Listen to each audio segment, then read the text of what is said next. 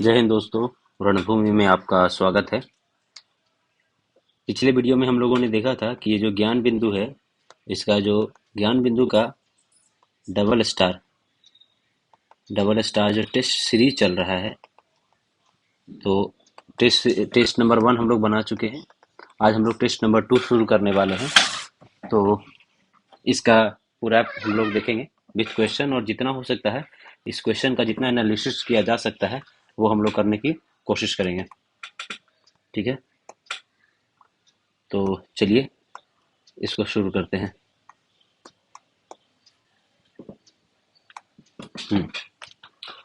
कहता है, सोवियत संघ मित्र राष्ट्रों का समूह में कब शामिल हुआ? ये सोवियत संघ है मित्र राष्ट्रों का समूह में कब शामिल हुआ? तो ये शामिल कब हुआ था? 1941 ईस्वी में हुआ था। कब हुआ था? 1941 ईस्वी में हुआ था। और ये द्वितीय विश्व युद्ध के समय हुआ। ये मित्र राष्ट्र की जो बनता है वो कब बनता है? तो होता है कि द्वितीय विश्व युद्ध के समय की बात है ये।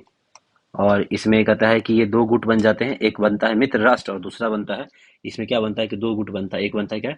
एक तो मित्र राष्ट्र बनता है, और एक दूसरा जो बनता है वो धुरी राष्ट्रों का समूह बनता है। क्या बनता है?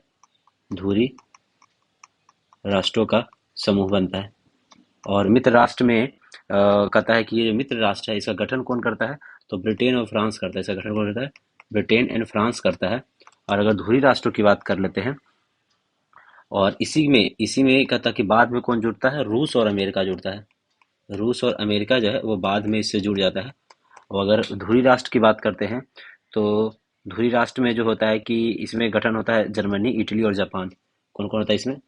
जर्मनी होता है, इटली होता है, और कौन होता है? जापान होता है। तो ये तीनों मिलकर ये काम करते हैं। और इसके अलावा इसमें हंगरी, रोमानिया, बुल्गारिया, स्लोवाकिया, ये सभी देश शामिल होते हैं। तो ये क्या हो गया? पहला क्वेश्चन का हो गया कि 1941 में सबमिट होता है, शामिल होता है। कहता है, एडोल्फ हिटलर का जन्म कब हुआ था? जो हिटलर है इसका जन्म कब हुआ था? तो 20 अप्रैल 1889 में हुआ था। कब हुआ था? 20 अप्रैल 1889 में हुआ था। और कहाँ हुआ था? तो इसका जन्म कहाँ हुआ था? तो इसका जन्म हुआ था कहाँ? ऑस्ट्रिया के बौना शहर का नाम क्या था? कहता है कि ऑस्ट्रिया के बौना शहर में, ब्रोना, ऑस्ट्रिया के ब्रोना शहर में हुआ था इसका जन्म होता। ठीक है। और ये जर्मनी की तरफ से विश्व युद्ध में, प्रथम विश्व युद्ध में जर्मनी की तरफ से लड़ा था, लेकिन जर्मनी द्वारा विराम संधि के हस्ताक्षर करने के बाद इसको बहुत निराशा हुई थी। तो 1919 में कहता है कि जर्मन वर्क्स पार्टी का सदस्य बना। कब बना था ये कब? 1919 में जर्मन वर्क्स पार्टी का सदस्य बनता है। 1919 में जर्मन वर्क्स पार्टी का क्या बनता है? ये सदस्य बनता है। और कहता है कि इसी को फिर उसके बाद वो कहता है कि ये हिटलर ने नाजी पार्टी के प्रतीक चिन्ह के रूप में स्वास्तिक को अपनाया था। तो कहता है कि हिटलर जो था, ये कहता है कि जो नाजी पार्टी, इसका जो कहता है कि नाजी पार्टी का जो प्रतीक चिन्ह था, प्रतीक चिन्ह के रूप में स्वास्तिक को अपनाया था। किसको अपनाया था? स्वास्तिक को अपनाया था। ठीक है। और बाकी इसमें ठीक है, आगे देखते हैं। इनमें से कौन सा जैन साहित्य नहीं है? तो जैन साहित्य नहीं है इसमें। तो इसमें कहता है कि परिशिष्ट पर्वन, भगवती सूत्र है, कल्प सूत्र है, और दिव्य बदान नहीं है। दिव्य बदान ये नहीं है। दिव्य बदान क्या है? एक बौद्ध साहित्य है। क्या है ये? बौद्ध साहित्य है। दिव्य बदान क्या है आपका? एक बौद्ध साहित्य है। और अगर हम बौद्ध साहित्य में और बात कर ले, तो बौद्ध साहित्य में और कौन कौन है? तो इसमें है सूत पिटक है, सूत पिटक है, विनय पिटक है, सूत पिटक हो गया, विनय पिटक हो गया, अभिधम्म पिटक हो गया, मिलिंद पनाहो हो गया। ये सब आपका होता है। फिर कहता है कि बुद्ध चरित्र हो गया, बुद्ध चरित्र हो गया, अंगुत्तर निकाय, दीर्घ निकाय, बहुत सारा है इसमें। अंगुत्तर निकाय इसको कहिए। फिर कहता है कि दीर्घ निकाय कहिए, महावंश, दीपवंश, महावंश, दीपवंश, ये सब हो गया आपका। ये हो गया। अगर हम जैन साहित्य की बात कर ले तो जैन साहित्य में क्या क्या है? जैन, ये तो परिविष्ट वर्मन हो गया, फिर भद्रबाहु चरित्र भी इसमें है, भद्रबाहु चरित्र भी आपका इसी का है, भगवती सूत्र भी इसका है, भगवती सूत्र इसमें लिखा हुआ, कल्प सूत्र भी है, और आगम है, आचरांक सूत्र है। ये सब जो है आपका ये जैन साहित्य से संबंधित है। ठीक है, आगे देखते हैं कि निम्न में से कौन सा नवपाषाण कालीन स्थल है? नवपाषाण कालीन स्थल कौन कौन है उसके बारे में? मेहरगढ़, बेलन घाटी, चिरांद और कोहलडीबा। तो ये सभी के सभी है आपका, ये सभी के सभी क्या है आपका नवपाषाण कालीन है, चारों के चारों है। कहता है कि अगर हम इसमें बात कर लेते हैं तो चिरांद कहाँ है आपका? चिरांद कहाँ है? बिहार में है। चिरांद कहाँ है? ये बिहार में है। और यहाँ से क्या मिला है कि हड्डी के उपकरण मिला है। क्या मिला है? हड्डी के उपकरण आपका मिला है। कहाँ से? चिरांद से हड्डी के उपकरण मिला है। बुर्ज होम से मिला है गर्त आवास और मनुष्य के साथ कुत्ता। अगर हम बुर्ज होम की बात कर लेते हैं तो यहाँ पे मिला है क्या? गर्त आवास और मनुष्य के साथ कुत्ता, मनुष्य के साथ कुत्ता, ये आपका बुर्ज होम से मिला है।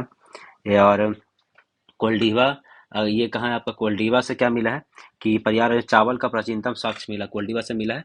चावल का प्राचीनतम साक्ष्य मिला है, प्राचीनतम साक्ष्य मिला आपको, कोल्डीवा से मिला है। ठीक है, और अगर कहते हैं कि अगर इस काल में मानव केवल खाद्य पदार्थों का उपभोक्ता था, साथ में उत्पादक भी था, और कृषि और पशुपालन पूर्णतः परिचित हो चुके थे ये लोग। सूची एक को सूची दो से मिलाइए, सूची एक को सूची दो से मिलाना है। कहता है कि दिए गए कूट की सहायता से उत्तर चुनिए कि वेदांग है और अर्थनिहित प्रयोजन क्या है। तो कहता है कि निरुक्त क्या था? तो भाषा विज्ञान है। निरुक्त क्या है आपका? भाषा विज्ञान है, ए का 2 है। ठीक है, उसके बाद कहता है कि ज्योतिष में क्या है? उच्चारण विधि। ज्योतिष में क्या है आपका? ज्योतिष में भाग्यफल होगा, डी का 3 हो जाएगा, डी का 3 हो जाएगा। बी है कल्प सूत्र में क्या है? कर्मकांड है, कल्प सूत्र में कर्मकांड हो गया। और शिक्षा में क्या हो जाएगा? उच्चारण विधि हो जाएगा। तो एक ये हो गया, तो आपका बी इसका आंसर हो जाएगा। बाकी अगर हम लोग कहें कि वेदों का कितना है टोटल, टोटल वेदांग कितना है, तो टोटल कितना है? तो टोटल कितना है वेदांग? टोटल है 6 है। टोटल कितना है? 6 है। तो 4 यहाँ पे हो गया। बाकी और क्या बचा? एक व्याकरण होता है, ये क्या होता है? व्याकरण होता है, जो कि शब्द व्युत्पत्ति होता है। इसमें क्या होता है? व्याकरण में क्या है? शब्द व्युत्पत्ति। शब्द व्युत्पत्ति व्याकरण में हो गया। और निरुक्त हो गया। छंद एक होता है, छंद में क्या होता है? चतुष्पदी श्लोक। छंद में क्या है? चतुष्पदी श्लोक हो जाता है, छंद में आ जाता है। ठीक है, और कहता है कि आगे देखिए क्या है, निम्नलिखित से कौन सा लेखक सिकंदर के साथ आया था? निर्याकस आया था, और निर्याकस आया था, और ऑर्नेस्टियस, ऑर्ने सिक्यूटियस आया था। ये दो लोग आए थे, तो इसका आंसर क्या हो जाएगा? एक और दो केवल हो जाएगा। इसके साथ और एक और था, अगर सिकंदर के साथ 3 लोग आए थे, कितने थे इसके साथ? 3 लोग थे, 3 लोग थे इसके साथ। 3 लोग में 2 तो इधर हो गए, और थर्ड कौन है? थर्ड था, एक क्या नाम है? अरिस्टोबुलस। अरिस्टोबुलस भी इसी के साथ आया था। ठीक है, और आगे की बात कर ले, अगर डाइमिकस की बात कर लेते हैं तो डाइमिकस जो है वो इसके काल में आया था। क्या नाम है उसका? बिंदुसार के काल में डाइमिकस आया था, बिंदुसार के काल में आया था, बिंदुसार के काल में डाइमिकस आया था। और ये आया था, सीरिया नरेश अंतियोकस का राजदूत था। ये किया था सीरियन नरेश अंतियोकस का राज, अंतियोकस का क्या था? ये राजदूत था। ठीक है, मेगास्थनीज के बारे में आपको पता होगा। मेगास्थनीज किसका था? तो ये सेलुकस निकेटर का राजदूत था। सेलुकस निकेटर का राजदूत। इसकी पुस्तक क्या थी? पुस्तक का नाम क्या था इसका? मेगास्थनीज। मेगास्थनीज की पुस्तक का नाम क्या था? इंडिका, इसका पुस्तक का नाम था। ठीक है, कहता है कि सही क्रम पर कहिए, पहले कौन आया था चीनी यात्रियों में? भारत आगमन का कालानुक्रम आरोही कीजिए। आरोही क्रम में सबसे पहले कौन आया था? तो फाहियान, सुंगयुंग, फिर हिनसंग और इत्सिंग। ये है इसका आंसर हो जाएगा। तो फाहियान कब आया था? फाहियान के बारे में देखिए, इसमें लिखते हैं फाहियान आरोही क्रम में। तो फाहियान आपका आया था, कब आया था? 399 से लेकर 414 ईस्वी तक रहा है, फाहियान रहा है। ठीक है। और ये फाहियान जो आपका है, कहता है चंद्रगुप्त द्वितीय के शासन काल में है। किसके काल में है? चंद्रगुप्त द्वितीय, चंद्रगुप्त सेकंड के काल में ये फाहियान आया है। और इसकी कहता है कि उस बाद सुंगयुंग की बात कर लेते हैं। तो सुंगयुंग 515 से, सुंगयुंग क्या है कि ये 515 से लेकर 520 तक था। 515 से लेकर 520 ईस्वी तक रहा है। और ये कहता है कि यात्रा के बीच में क्या था, हेनसांग के बारे में कर दे तो ये हेनसांग आया था हर्षवर्धन के काल में आया था। ये किसी में हर्षवर्धन के काल में आया है, हर्षवर्धन के काल में आया था। और हेनसांग की पुस्तक का नाम क्या है? सी क्यू की। पुस्तक इसका क्या है? सी यू सी क्यू की। ठीक है। और अगर इसके बाद इत्सिंग की बात कर रहे थे तो इत्सिंग 671 ईस्वी से लेकर 695 ईस्वी तक था। और ये कहता है कि नालंदा विश्वविद्यालय, विक्रम विश्वविद्यालय तक में कहता है कि इसने विवरण में है। तो इसने विवरण दिया है क्या? इसने विवरण में नालंदा विश्वविद्यालय और विक्रमशिला विश्वविद्यालय की चर्चा की है। तो ये इत्सिंग ने किया है ये सबसे। हाँ, ठीक है। पुस्तक तहकीक हिंद के बारे में पढ़ते हैं। तो तहकीक हिंद किसने लिखा? तो ये अलबरूनी ने लिखा है। तहकीक हिंद किसने लिखा है? तो ये अलबरूनी ने लिखा है। और ये महमूद गजनवी अलबरूनी है, वो महमूद गजनवी के साथ आया था। महमूद गजनवी के साथ आया था। ठीक है। ये महमूद गजनवी के साथ आया था। और कहता है कि इसने अरबी भाषा में तहकीक हिंद लिखा है। ये किस भाषा में है? अरबी भाषा में है। किस भाषा में है? अरबी भाषा में तहकीक हिंद लिखा गया है। और किताब उल हिंद भी इसी है। इसका क्या है? किताब उल हिंद भी है। तहकीक हिंद या किताब उल हिंद, ये इसके बारे में लिखा गया है। और कहता है कि 1860 में एडवर्ड साची ने कहता है तहकीक हिंद का अनुवाद अंग्रेजी में किया। कहता है तहकीक हिंद है, इसका अंग्रेजी अनुवाद किसने किया है? अंग्रेजी अनुवाद की बात कर रहे हैं तो ये किसने किया? अंग्रेजी अनुवाद किया है। तो करने वाले कौन है? एडवर्ड साची। कौन है? एडवर्ड साची ने इसको अंग्रेजी में अनुवाद किया। कब? 1888 ईस्वी में इन्होंने किया है। फिर अगर इबन बतूता के बारे में बात कर ले, इबन बतूता के बारे में बात कर लेते हैं। तो इसकी पुस्तक का नाम क्या है? कहता है रेहला। ये इबन बतूता की पुस्तक क्या है? पुस्तक इसका नाम क्या है? रेहला। जो कि किस भाषा में है? तो ये भी आपका क्या है? अरबी भाषा में है। क्या है? अरबी भाषा में रेहला लिखा गया है। ठीक है। कहता है सुल्तान मोहम्मद बिन तुगलक में दिल्ली के काजी पद पर नियुक्त हुआ था। जो सुल्तान था, तो ये सुल्तान या सुलेमान जिसको कहते हैं, ये था मोहम्मद तुगलक के काल में। मोहम्मद बिन तुगलक के काल में काजी पद पे था। क्या था? काजी पद पर था। ठीक है। आगे देखिए, दिल्ली सल्तनत का वास्तविक संस्थापक किसे कहा जाता है?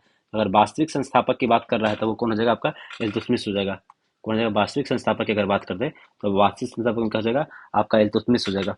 जो कि इल्तुतमिश का कार्य कहता है 1211 से लेकर 1236 तक है, लगभग 15 साल ही काम किया था। और कहता है कि जैसे इक्ता, इसने क्या क्या शुरू किया था? अगर इक्ता व्यवस्था की बात करता है, इक्ता व्यवस्था हो गया। फिर कहता है कि सैन्य व्यवस्था हो गया। सैन्य इक्ता व्यवस्था, सैन्य व्यवस्था, मुद्रा प्रणाली, ये सब की शुरुआत कौन किया था? इसने सुव्यवस्थित किया था। और कहता है लाहौर के स्थान पर दिल्ली को राजधानी बनाया था इसने। कहता है इसने क्या था? लाहौर के स्थान पर दिल्ली को राजधानी बनाया। दिल्ली को क्या बनाया था? राजधानी बनाया। ठीक है। और इसलिए डॉक्टर आरपी त्रिपाठी ने कहा है। तो वास्तविक संस्थापक किसने कहा है? तो बताया कि आरपी, डॉक्टर आरपी त्रिपाठी ने कहा है। त्रिपाठी ने कहा है वास्तविक संस्थापक किसे कहा है। अगर कुतुबुद्दीन ऐबक की बात कर लेते हैं, कुतुबुद्दीन ऐबक की बात करते हैं, तो ये कुतुबुद्दीन ऐबक जो था ये मोहम्मद गौरी का दास था। ये क्या था? मोहम्मद गौरी का दास था। गौरी का दास था। मोहम्मद गौरी का क्या था? कुतुबुद्दीन मोहम्मद गौरी का दास था। इसको लाख बख्श भी कहते हैं। इसको कहते हैं लाख बख्श के नाम से भी जाना जाता है। इसको कहता है लाख बख्श। इसने कुतुबुल इस्लाम और अजमेर में 2.5 दिन का झोपड़ा बनवाया है। तो कहता है कुतुबुद्दीन ऐबक ने क्या किया? कहता है कुवत्तल उल इस्लाम, कुवत्तल उल इस्लाम और अजमेर में 2.5 दिन का झोपड़ा, अजमेर में 2.5 दिन का झोपड़ा भी बनवाया, इसने ही बनवाया था। ठीक है। और बलबन को उंगुल खां की उपाधि मिला था। ये जो बलबन है, अगर बलबन की बात कर ले तो बलबन को क्या हुआ था, उंगुल खां की उपाधि दिया गया था। उंगुल खां की उपाधि इसको मिला है, बलबन को उंगुल खां की उपाधि मिला है। और ये जिले लाही, जिले इलाही की उपाधि धारण किया था। बलबन ने जिले इलाही की उपाधि भी धारण किया है। इसने रक्त और लौह की नीति अपनाया है। रक्त और लौह नीति किसने अपनाया है? तो बलबन ने बनाया था। आगे देखते हैं, भक्ति आंदोलन के प्रमुख संत और उनके सिद्धांतों के बारे में है। तो संत और सिद्धांत के बारे में देखते हैं कि शंकराचार्य ने क्या दिया था, अद्वैतवाद दिया था। तो ए का 4 हो जाएगा। चलिए, पहला ही आंसर आपका हो गया। रामानुजाचार्य ने क्या बताया था, तो रामानुजाचार्य विशिष्ट अद्वैतवाद बताया था। बी का 3 हो जाएगा। गुरु नानक देव एकेश्वरवाद के थे और माधवाचार्य क्या थे, द्वैताद्वैतवाद थे। डी का 2 हो जाएगा। ठीक है। तो इसके बारे में यह चीज दी है। शंकराचार्य का जन्म कहाँ हुआ, केरल में। अब इनके बारे में थोड़ा थोड़ा जान लीजिए कि शंकराचार्य का जन्म कहाँ हुआ, इनका केरल में हुआ है। केरल में इनका जन्म हुआ है। और ये 4 दिशाओं में मठ बनाए थे। ये क्या क्या है, शंकराचार्य कहते हैं कि शंकराचार्य ने क्या है, 4 दिशा में मठ बनवाए हैं। तो कहाँ कहाँ बना है, उत्तर में जो बनवाए हैं उसका नाम क्या है, उत्तर में बद्रीनाथ है। उत्तर में बद्रीनाथ है। अगर दक्षिण की बात कर लेते हैं तो दक्षिण में क्या है, श्रृंगेरी पीठ है। दक्षिण में श्रृंगेरी पीठ है। और पूरब की बात करते हैं तो पूरब में क्या है, पुरी है। और अगर पश्चिम की बात करते हैं तो पश्चिम में क्या है, द्वारका है। पश्चिम में क्या है, द्वारका है। ठीक है। रामानुजाचार्य जो है वो कहाँ, ये आंध्र प्रदेश में रहे। रामानुजाचार्य की बात कर लेते हैं तो ये कहाँ के हैं, ये कहाँ के, आंध्र प्रदेश के। इनका जन्म कहाँ हुआ था, तो ये आंध्र प्रदेश में, इनका रामानुजाचार्य का जन्म आंध्र प्रदेश में हुआ है। और इनकी विशिष्टाद्वैत बात करें, प्रारंभिक शिक्षा कांची में इनका हुआ है। और इनका दक्षिण में विष्णु का अवतार माना जाता है। रामानुजाचार्य को कहता है दक्षिण में विष्णु का अवतार माना जाता है। दक्षिण विष्णु का अवतार माना जाता है।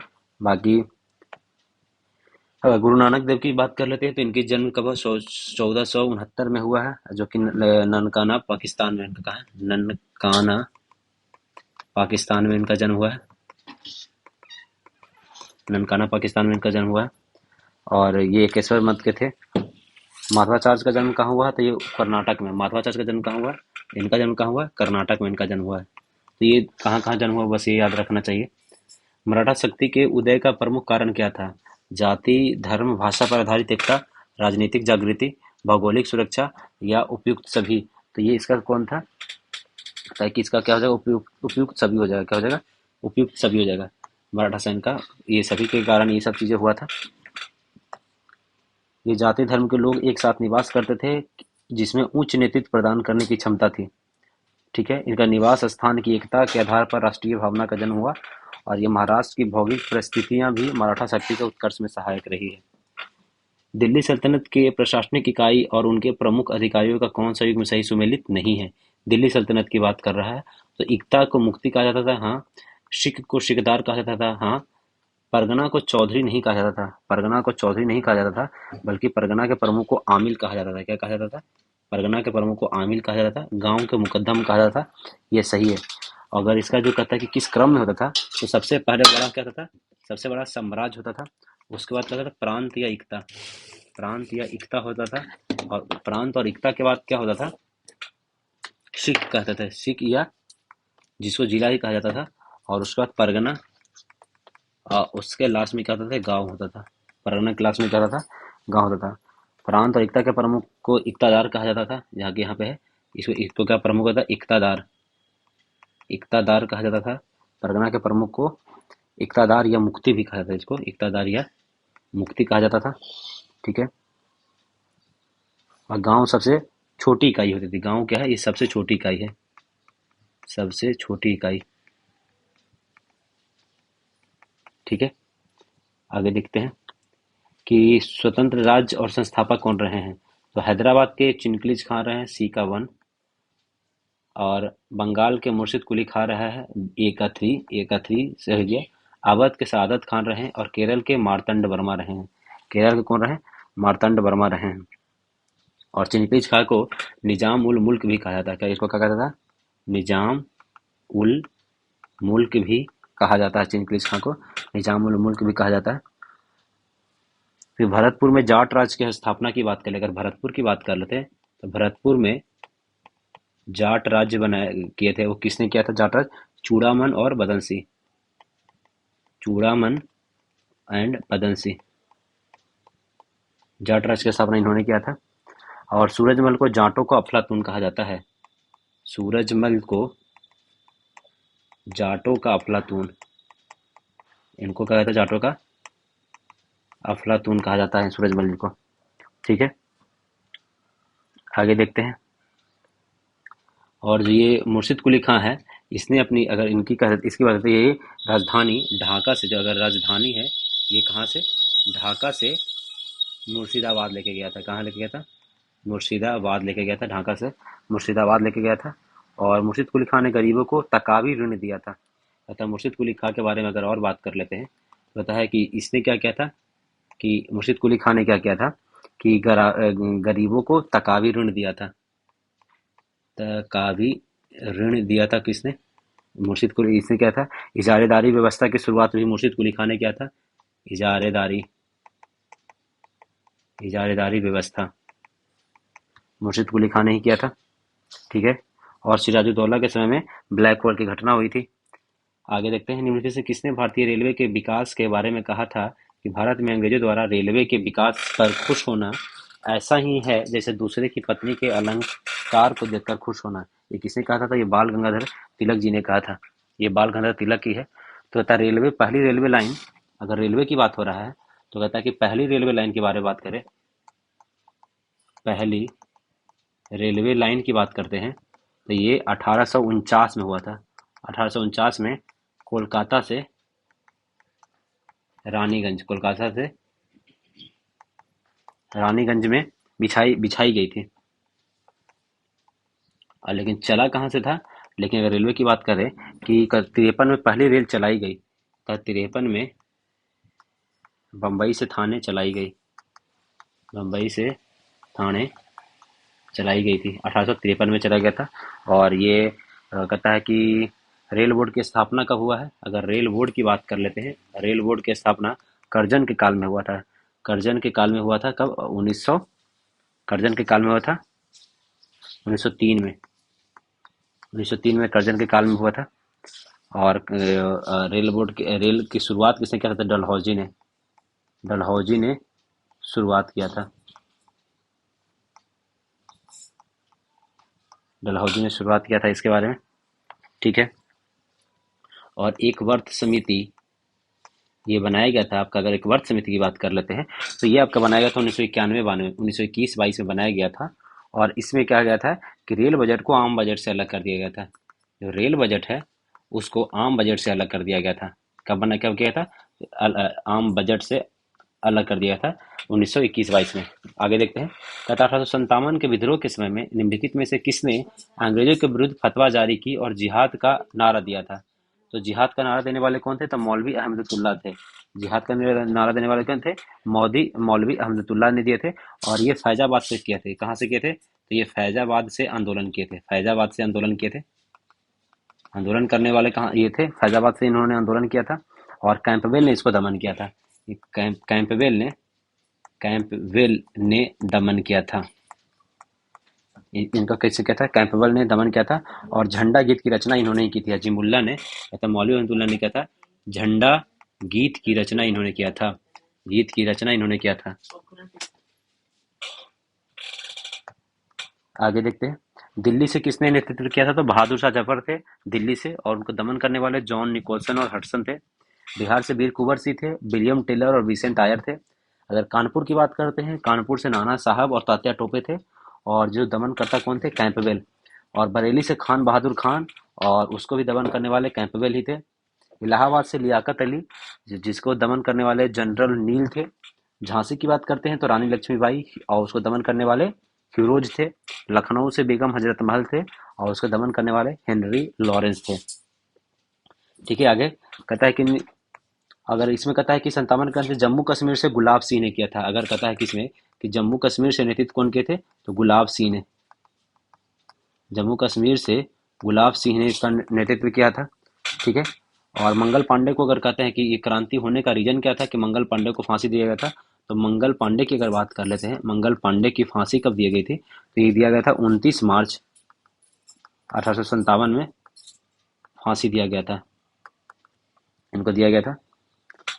इनमें से किस समाज सुधारक ने स्वयं को कृष्ण का अवतार और तथा एक और पैगंबर घोषित किया था? एक और पैगंबर मिर्जा गुलाम अहमद ने।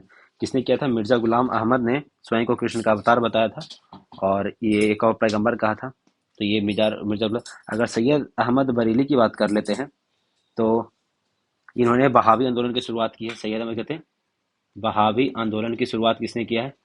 सैयद अहमद बरेली ने किया था। और इसमें दारुल हर्ब के या दारुल इस्लाम में परिवर्तित करना था। अगर ये बहावी का उद्देश्य क्या था कि दारुल हर्ब और दारुल इस्लाम में परिवर्तन करना था। ठीक है, अगर अहमदिया आंदोलन करते तो गुलाम अहमद ने किया था। तो ये अहमदिया आंदोलन, अहमदिया आंदोलन, ये ने गुलाम अहमद ने अहमदिया आंदोलन किया था। और इसने कहता है कि गुलाम अहमद की पुस्तक का नाम बहरीन अहमदिया है। इनकी एक पुस्तक भी है, जिस पुस्तक का नाम क्या है? पुस्तक का नाम है बहरीन ए अहमदिया। बहरीन ए अहमदिया मिर्जा गुलाम अहमद की पुस्तक का नाम है। ठीक है, अलीगढ़ आंदोलन हुआ था, इसका नेतृत्व सैयद अहमद खान ने किया है। ये अलीगढ़ आंदोलन का, अलीगढ़ आंदोलन हुआ है, उसका नेतृत्व किसने किया था? तो सैयद अहमद खान ने किया था अलीगढ़ आंदोलन का। और ये सैयद अहमद खान ने 1864 में साइंटिफिक सोसाइटी की स्थापना की। क्या थी? 1864 में की बात कर लेते हैं, तो साइंटिफिक सोसाइटी, साइंटिफिक सोसाइटी की स्थापना इन्होंने की। साइंटिफिक सोसाइटी की स्थापना 1864 में की। और 75 में मोहम्मदन एंग्लो ओरिएंटल स्कूल, 1875 में क्या किए? मोहम्मदन एंग्लो ओरिएंटल स्कूल स्थापना इन्होंने किया था। चलिए आगे देखते हैं इसमें और क्या है कि सुभाष चंद्र बोस द्वारा बनाई गई महिला रेजिमेंट का नाम क्या था? सुभाष चंद्र बोस द्वारा बनाई गई महिला रेजिमेंट का नाम था रानी झांसी रेजिमेंट। इनका नाम क्या था? रानी झांसी रेजिमेंट था। और ये कहता है कि सुभाष चंद्र बोस आजाद हिंद फौज में ब्रिगेडों की स्थापना की थी, जिसका नाम था सुभाष ब्रिगेड, नेहरू ब्रिगेड और गांधी ब्रिगेड। कहता है कि ये 3 ब्रिगेड था, जिसमें कहता था सुभाष ब्रिगेड पहला, सुभाष ब्रिगेड, फिर नेहरू ब्रिगेड और एक क्या था? गांधी ब्रिगेड। ये गांधी ब्रिगेड, ये 3 ब्रिगेड बनाया गया था। ठीक है, सुभाष चंद्र बोस की पुस्तक का क्या? The Indian struggle. इनकी पुस्तक क्या है? पुस्तक का नाम क्या है? The Indian struggle. The Indian struggle की पुस्तक का नाम है। और इन्हें कहता है कि अगर आज़ाद हिंद फौज की स्थापना सिंगापुर में 1942 में कैप्टन मोहन सिंह ने किया था। अगर हम बात कर लेते हैं आज़ाद हिंद फौज की बात करते हैं, तो इसकी स्थापना कैप्टन कैप्टन मोहन सिंह ने किया था। किसने किया था? कैप्टन मोहन सिंह ने किया था। और कहाँ किए थे? सिंगापुर में किए थे। कहाँ किए थे? सिंगापुर में किया गया था 1942 में। कब किया था? 1942 में किया गया था ये आज़ाद हिंद फौज की स्थापना। और कहता है सेनापति या ये कब बने? सेनापति बने 2 जुलाई 1943 को। इसके कहता है सुभाष चंद्र बोस सेनापति कब बने? सुभाष चंद्र बोस हैं जो सेनापति बनते हैं, कब बनते हैं सेनापति? ये बनते हैं आपके 2 जुलाई 1943 को ये सेनापति बन जाते हैं। सुभाष चंद्र बोस जी इनको सेनापति बन जाते हैं। ठीक है, और सुभाष चंद्र बोस को देशभक्तों का देशभक्त महात्मा गांधी ने कहा है। सुभाष चंद्र बोस की अगर बात कर लेते हैं, तो इनको देशभक्तों का देशभक्त कहा गया है। देशभक्तों का देशभक्त कहा गया है। किसने कहा? देशभक्तों का देशभक्त किसने कहा? तो ये कहने वाले कौन है? महात्मा गांधी जी ने कहा। महात्मा गांधी जी ने कहा है। गांधी ने कहा है इनको इनको ठीक है। कौन क्रिप्स मिशन के साथ कांग्रेस के आधिकारिक वार्ताकार थे? क्रिप्स मिशन के साथ कौन थे? जवाहरलाल नेहरू और मौलाना आजाद थे। कौन थे? जवाहरलाल नेहरू और मौलाना आजाद थे। ये क्रिप्स मिशन की बात कर लेते हैं, तो कहता है कि चर्चिल ने 11 मार्च 1942 को क्रिप्स मिशन की घोषणा करता है, जो कि 23 मार्च 1942 को पहुंचता है। तो ये क्रिप्स मिशन है, कब पहुंचता है? अगर पहुंचने की बात कर लेते हैं, तो ये पहुंचता कब है? 23 मार्च 1942 को। 23 मार्च 1942 को भारत आता है, 23 में भारत आता है।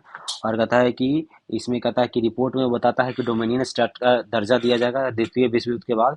और कहता है कि संविधान बनाने के लिए एक संस्था बनाई जाएगी और वो ये उसका इलेक्शन करवाया जाएगा। ये सब बात कहा गया था इसमें। तो कहता है कि महात्मा गांधी ने इस प्रस्ताव को उत्तर दिनांक चक्र कहा है। तो इसको कहता है, इनको उत्तर दिनांक चेक, या इसको एक और बात कहता है, ऐसे बैंक जो टूट रहा है, या ऐसे बैंक जो टूट रहा है किसने कहा? तो महात्मा गांधी ने कहा। क्या कहा? महात्मा गांधी जी ने कहा। 21 मिशन के बारे में कहा था। किसने कांग्रेस के राजद्रोहियों की संस्था का पुरस्कारा था? किसने कांग्रेस को राजद्रोही की संस्था कहा था? तो ये लॉर्ड डफरी ने कहा था। लॉर्ड डफरी ने किया था। अगर कहता है कि कांग्रेस की स्थापना कब हुई थी, तो स्थापना हुआ था 28 दिसंबर 1885 में। इसकी स्थापना हुआ था कौन थे? ए ओ हुम के द्वारा। हुम के द्वारा इसकी स्थापना की गई थी। और इसकी स्थापना कहाँ हुआ था? मुंबई में। स्थापना कहाँ हुआ था? बम्बई में इसकी स्थापना हुआ था।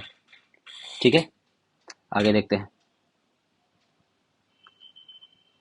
अंतरिम सरकार के बारे में कहता है कि अंतरिम सरकार के उपाध्यक्ष निम्नलिखित में से कौन थे? अंतरिम सरकार के उपाध्यक्ष कौन थे? तो जवाहरलाल नेहरू, सरदार वल्लभ भाई पटेल। कौन थे? जवाहरलाल नेहरू से इसके अंतरिम सरकार के उपाध्यक्ष थे। और ये गठन कब हुआ था? 1946 में गठन हुआ था। लॉर्ड वेवेल ने कहता है कि 24 अगस्त 1946 को नेहरू को अंतरिम सरकार के गठन का निमंत्रण दिया था। तो अंतरिम सरकार के गठन का निमंत्रण किसने दिया था? लॉर्ड वेवेल ने दिया था। किसने किया था? लॉर्ड वेवेल ने अंतरिम सरकार का वो गठन दिया था। और इसमें 12 मंत्रिमंडल थे। कितने थे? 12 मंत्री थे। अंतरिम सरकार में कितने मंत्री थे? 12 मंत्री थे। और इसमें 3 मुस्लिम सदस्य थे। 3 मुस्लिम सदस्य थे इसमें। अगर अंतरिम सरकार में कौन कौन थे? जवाहरलाल नेहरू थे, वो राष्ट्रमंडल और विदेशी विभाग उनके पास था। वल्लभ भाई पटेल के पास गृह, सूचना और प्रसारण मंत्री था। जगजीवन राम के पास श्रम मंत्री था। आसफ अली थे, वो रेलवे और परिवहन मंत्रालय था उनके पास। राजेंद्र प्रसाद के पास खाद्य और कृषि मंत्री था। C.H. वाहवा थे, वो खाद्य खनन और ऊर्जा मंत्री था उनके पास। जॉन मथाई उद्योग और नागरिक आपूर्ति के मंत्री थे वो। सरदार बलदेव सिंह रक्षा मंत्री थे। सी राजगोपालाचारी शिक्षा और कला के मंत्री थे। तो ये अंतिम इसके बारे में बता दिया गया। राज्यसभा के पदेन सभापति कौन होते हैं? राज्यसभा के पदेन सभापति कौन होते हैं? तो उपराष्ट्रपति होते हैं। उपराष्ट्रपति, ये आर्टिकल कहाँ पे है? पदेन सभापति की अगर आर्टिकल की बात करें तो ये आर्टिकल किसमें? 64 में ये बात कहा गया है। ठीक है। और इसका कहता है कि इस पदेन सभापति को वो कौन दिलाता है? शपथ की अगर बात कर ले, पदेन सभापति की अगर शपथ कौन दिलवाते हैं, तो शपथ दिलाते हैं राष्ट्रपति। शपथ की बात कर ले तो वो राष्ट्रपति दिलवाते हैं। शपथ कौन दिलवाते हैं? राष्ट्रपति दिलाते हैं। और त्याग पत्र किसको देगा? त्याग पत्र किसको देगा? तो राष्ट्रपति को देगा। त्याग पत्र भी राष्ट्रपति को दिया जाएगा। ये अस्थायी निकाय है, ये कभी भंग नहीं होता है। राज्यसभा कभी भंग नहीं होता है। राज्यसभा कभी आपका भंग नहीं होता है। ठीक है। और सदस्य का कार्यकाल 6 वर्ष का होता है। 73वें संविधान संशोधन अधिनियम के द्वारा संविधान में कौन सी अनुसूची जोड़ी गई है? अगर 73वां की बात कर रहा है, 73वां में कौन सा अनुसूची जोड़ा गया है? तो कहता है कि इस अनुसूची जोड़ा गया 11वीं अनुसूची। कौन सा अनुसूची जोड़ा गया? 11वीं अनुसूची जोड़ा गया है 73वें में। और कहता है कि इस अनुसूची में कहता है 11वीं अनुसूची में जोड़ा गया है। और इसमें राज्य के नीति निर्देशक के तत्व में अनुच्छेद 40 में ग्राम पंचायतों के गठन का उल्लेख है। तो 11वीं अनुसूची में ये किया गया है, पंचायती राज संस्थाओं को संवैधानिक दर्जा देता है। ये क्या देता है? पंचायती राज संस्था, पंचायती राज्य संस्था को संवैधानिक दर्जा देता है, को संवैधानिक दर्जा दिया जाता है। ये इसमें संवैधानिक दर्जा देता है। ये इसमें 11वीं में जोड़ा गया है। और कहता है किसमें? कहता 29 विषय है। इसमें कितना है? 29 विषय को ऐड किया गया है पंचायती राज्यों में। और कहता है कि त्रिस्तरीय होता है। अगर पंचायत की बात कर लेते हैं तो पंचायत क्या होता है? ये त्रिस्तरीय होता है। त्रिस्तरीय आपको पता होना चाहिए। ग्राम पंचायत, पंचायत समिति और जिला परिषद होता है इसमें। कहता है कि अगर 10वीं अनुसूची की बात करते हैं तो 10वीं अनुसूची दल बदल विरोधी है। ये क्या है? दल बदल विरोधी है। 10वीं में दल बदल है। 10वीं में क्या है? दल बदल विरोधी है। 12वीं में क्या है? नगर पालिका है। इसमें क्या है? नगर पालिका का गठन के बारे में दिया गया। और ये कहता है कि ये 74वीं संविधान संशोधन से जोड़ा गया। 74वां संविधान संशोधन, 74वां संशोधन के माध्यम से ये जोड़ा गया है दल बदल नगर पालिका के बारे में। और इसमें कहता है कि टोटल अनुसूची कितना है? तो 12 है। आगे देखिए कि संविधान में किस अनुच्छेद में राष्ट्रीय महत्व के स्मारकों, स्थानकों और वस्तुओं के संरक्षण का है, तो किस अनुच्छेद में? ये अनुच्छेद कौन सा है आपका? 49 अनुच्छेद कौन सा है? 49 है। और ये भाग थे, तो ये भाग 4 की बात है। क्या है ये? अगर भाग की पूछे तो भाग चौथा है इसमें, ठीक है। और ये राज्य नीति निर्देश से कर्तव्य करते हैं। और भाग 4 में कितना है? 36 से 51 तक आपका आर्टिकल है टोटल, 36 से 51 तक आर्टिकल है। और 48 की अगर बात कर लेते हैं, अगर ये 48 में है तो कहता है कृषि और पशुपालन है। इसमें क्या है? इसमें है आपका कृषि और पशुपालन है। इसमें पशुपालन है, कृषि और पशुपालन है 48 में। अगर 32 की बात कर लेते हैं तो 32 में क्या है? संवैधानिक उपचार है। इसमें क्या है? संवैधानिक उपचार है आपका इसमें, आर्टिकल 32 में। अगर 39 की बात कर लिए, अगर 39 ए में क्या है? समान न्याय एवं निःशुल्क कानूनी सहायता, निःशुल्क कानूनी सहायता, ये आपका 39 के में है। राष्ट्रपति उच्च न्यायालय में न्यायाधीशों के स्थानांतरण के आदेश किसके परामर्श के बाद जारी करता है? अगर उच्च न्यायालय की बात कर रहा है, किसकी बात कर रहा है? कहता है उच्च न्यायालय, मतलब कि हाई कोर्ट की बात कर रहा है। तो स्थानांतरण करने के लिए किसके परामर्श से जारी करता है? तो राज्यपाल नहीं, संबंधित उच्च न्यायालय के मुख्य न्यायाधीश नहीं, भारत के महान्यायवादी नहीं, मुख्य न्यायाधीश से करता है। भारत के मुख्य न्यायाधीश से ये बात करके करता है। और ये स्थानांतरण की जो बात है, ये आर्टिकल कौन सा है? तो ये आर्टिकल आपका है आर्टिकल 222 में दिया हुआ है, स्थानांतरण को लेकर है, आर्टिकल 22 में दिया गया हुआ, ठीक है। और अगर कहता है कि अगर हाई कोर्ट की बात कर लेते हैं, तो ये हाई कोर्ट के बारे में बात करते हैं, तो ये कितना है? आर्टिकल 214 से लेकर 231 तक की इसमें बात किया गया है। और कहता है कि हाई कोर्ट की स्थापना की बात कर लेते हैं, हाई कोर्ट की अगर स्थापना की बात कर लेते हैं, तो इसकी स्थापना कब गया था? तो ये 1861 के अधिनियम के तहत, 1861 के अधिनियम के तहत बनाया गया था, हाई कोर्ट की स्थापना किया गया है। और पहला जो हाई कोर्ट है 62 में कलकत्ता में गया था। पहला अगर कहते हैं, पहला हाई कोर्ट की बात करते हैं, तो कलकत्ता में बनाया गया था। और कब बनाया गया था? 1862 में बनाया गया था। कब बनाया था? 1862 में बनाया गया था। अभी अभी टोटल कितने हैं? टोटल अभी कितने हैं? तो टोटल 25 हाई कोर्ट है। कितने हैं? टोटल 25 हाई कोर्ट अभी करंट में है, ठीक है। आगे देखिए, निम्नलिखित में से कौन सा युग्म सही सुमेलित नहीं है? कहता है कि 69 में संविधान का गठन है, ठीक है। और 93 में लोकसभा का अध्यक्ष उपाध्यक्ष है, ये भी सही है। 98 में संसद का सचिवालय है, ये भी सही है। और 99 में संसद के सदस्यों के वेतन और भत्ते हैं। नहीं, 99 में वेतन और भत्ता नहीं है, बल्कि शपथ ग्रहण है। क्या है? बल्कि क्या है? शपथ ग्रहण की बात है इसमें। आर्टिकल ये यही गलत है, बाकी ये 3 आपका सही है। 99 आपका गलत है, बाकी ये सब सही है। आपका 80 में राज्यसभा का गठन है। अगर 80 की बात करें तो राज्यसभा का गठन है 80 में, राज्यसभा का गठन आपका 80 में है। और अगर 81 की बात करें तो लोकसभा है, 81 में क्या है? लोकसभा है 81 में, ठीक है। 82 में कहता है प्रत्येक जनगणना के पश्चात पूर्ण समायोजन है, परिसीमन आयोग की गठन होता है 82 में। कहता है 87 में राष्ट्रपति का विशेष अभिभाषण है। 87 में क्या है? राष्ट्रपति का विशेष अभिभाषण है, विशेष अभिभाषण, ये आपका कितना है? 87 में है। कितना नंबर में? 87 में है। निर्वाचन से संबंधित उपबंधों की व्याख्या भारतीय संविधान के किस भाग में की गई है? निर्वाचन की बात कर रहा है। निर्वाचन से संबंधित किसमें है? तो ये आपका भाग कितना है? कि भाग आपका 15 है। किसमें है? भाग 15 में निर्वाचन संबंधित चीजें की है, जो कि आर्टिकल 324 से लेकर 329 तक की बात है, ठीक है। और 324 में क्या है? 324, अगर आर्टिकल 324 की बात करते हैं, इसमें चुनाव आयोग है। क्या है? चुनाव आयोग है, जो कि समझिए बिहार के लिए सब बहुत इंपॉर्टेंट है। अभी के लिए जितना इलेक्शन आ रहा है, तो इसके रिलेटेड सवाल रहेगा। 326 की बात कर ले तो वयस्क मताधिकार है। क्या है?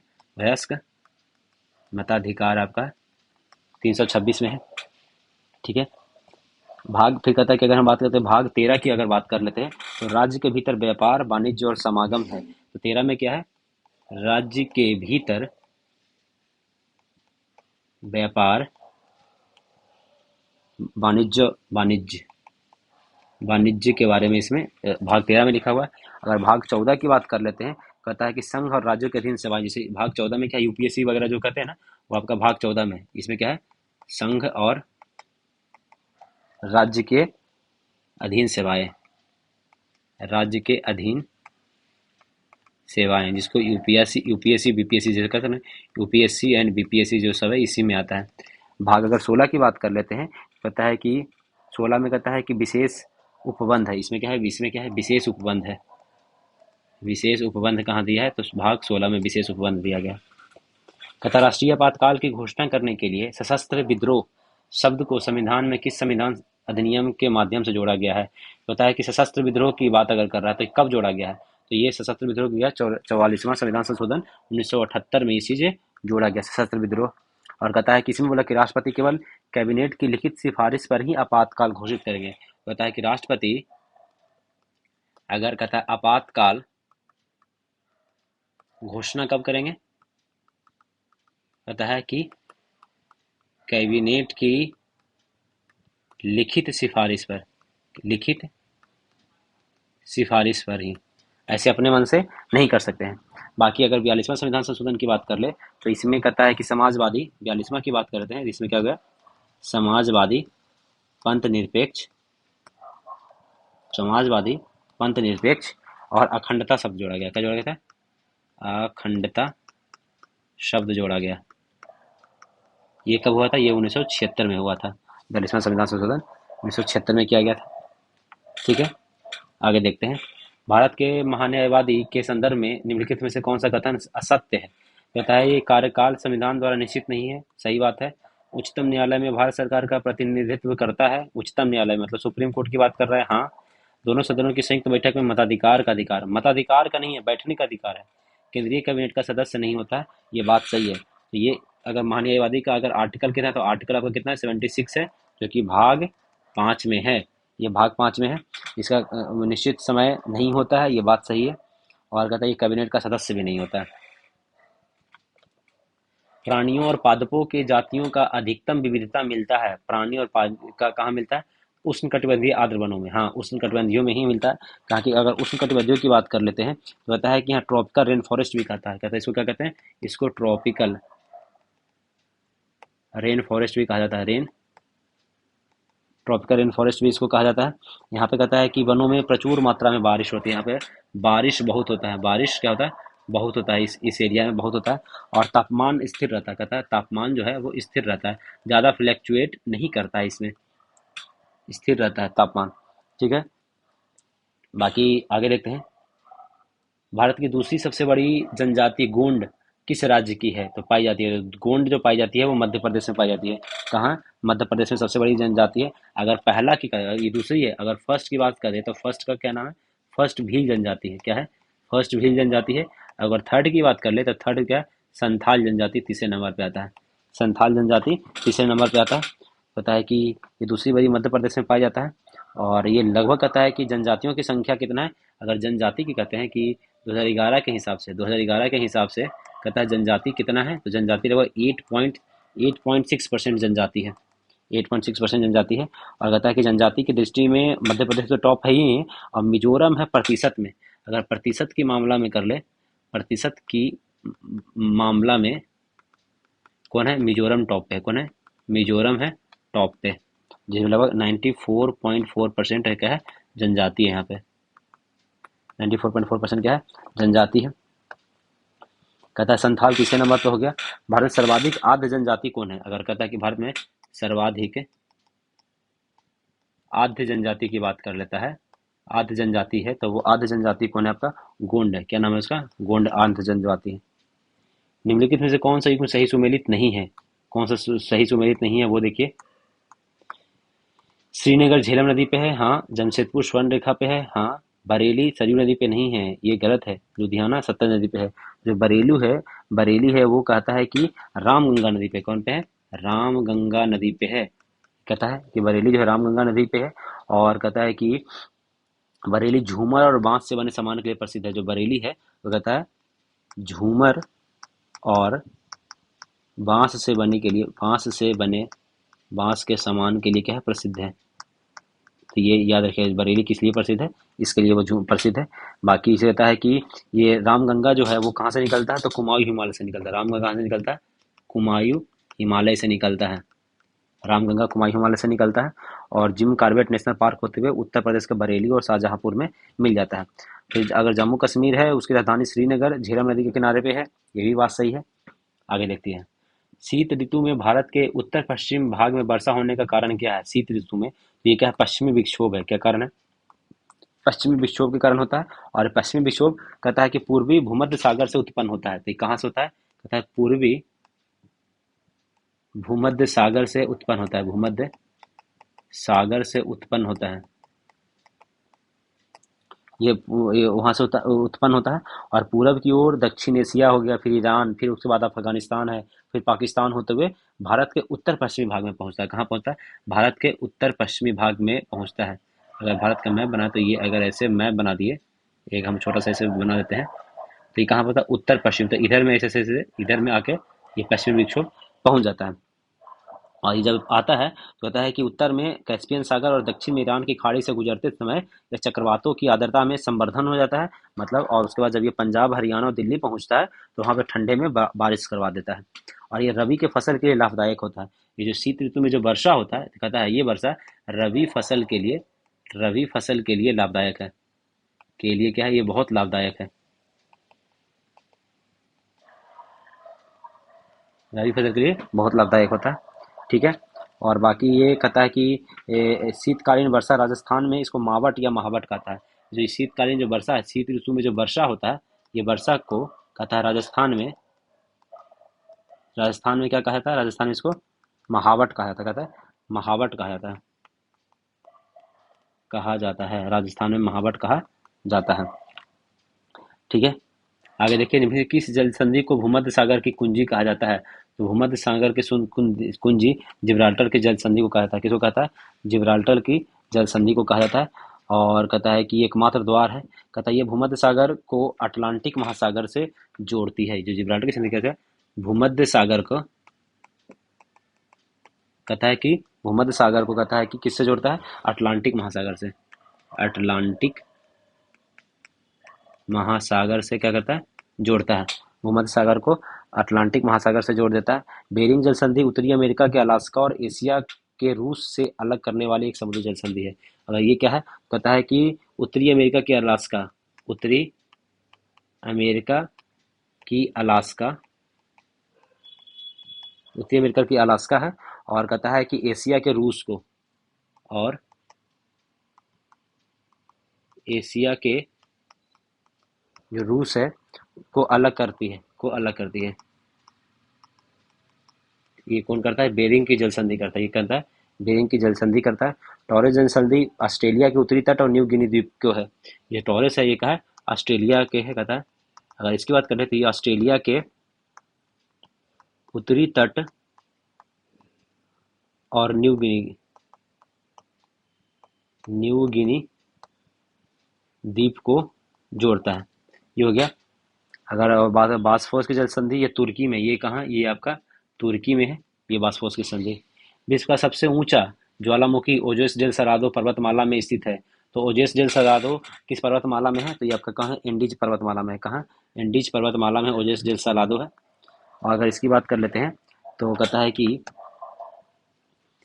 ये सबसे ऊंचा है दक्षिण अमेरिका में। ओजोस एंडीज पर्वत कहाँ, तो ये आपका कहाँ है, अगर ये कहाँ, तो ये दक्षिण अमेरिका में है। कहाँ, ये दक्षिण अमेरिका में है। एंडीज पर्वत आपका दक्षिण अमेरिका में है। और कहता है कि सबसे ऊंची चोटी, अगर इस पर्वत की सबसे ऊंची चोटी की बात कर लेते हैं, एंडीज पर्वत है, उसकी सबसे ऊंची चोटी को हम लोग क्या कहते हैं, ऊंची चोटी को क्या नाम है इसका, तो सबसे ऊंची चोटी का नाम क्या है, एकांका गुआ। एकांका गुआ। तो ये एंडीज पर्वत है आपका कहाँ, दक्षिण अमेरिका में, उसकी सबसे ऊंची चोटी का नाम क्या है, एकांका गुआ है। और कहता है एंडीज जो है विश्व की सबसे लंबी पर्वतमाला है। ये क्या है, कहता है ये है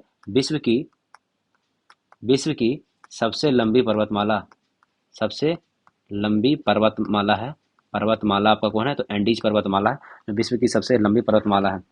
फिर बात है कि रॉकी पर्वत है, जो अगर रॉकी की बात कर लेते हैं तो ये कहाँ है आपका, रॉकी पर्वत है उत्तरी अमेरिका में। ये कहाँ है, उत्तरी अमेरिका में रॉकी पर्वत है। उत्तरी अमेरिका में क्या है आपका, रॉकी पर्वत है।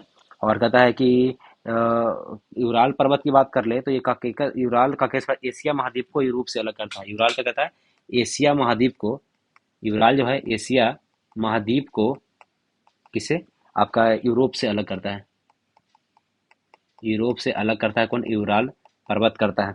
और अगर आल्पस पर्वत है तो यूरोप की सबसे बड़ी पर्वत है। ये क्या है, यूरोप की सबसे बड़ी सबसे बड़ी पर्वतमाला कौन है, आल्पस पर्वत है। यूरोप की सबसे ऊंची बड़ा ही कौन है? आल्प्स पर्वत है। और इसकी सबसे ऊंची चोटी का नाम क्या है? Mount black. ऊंची चोटी का नाम क्या है? Mount black.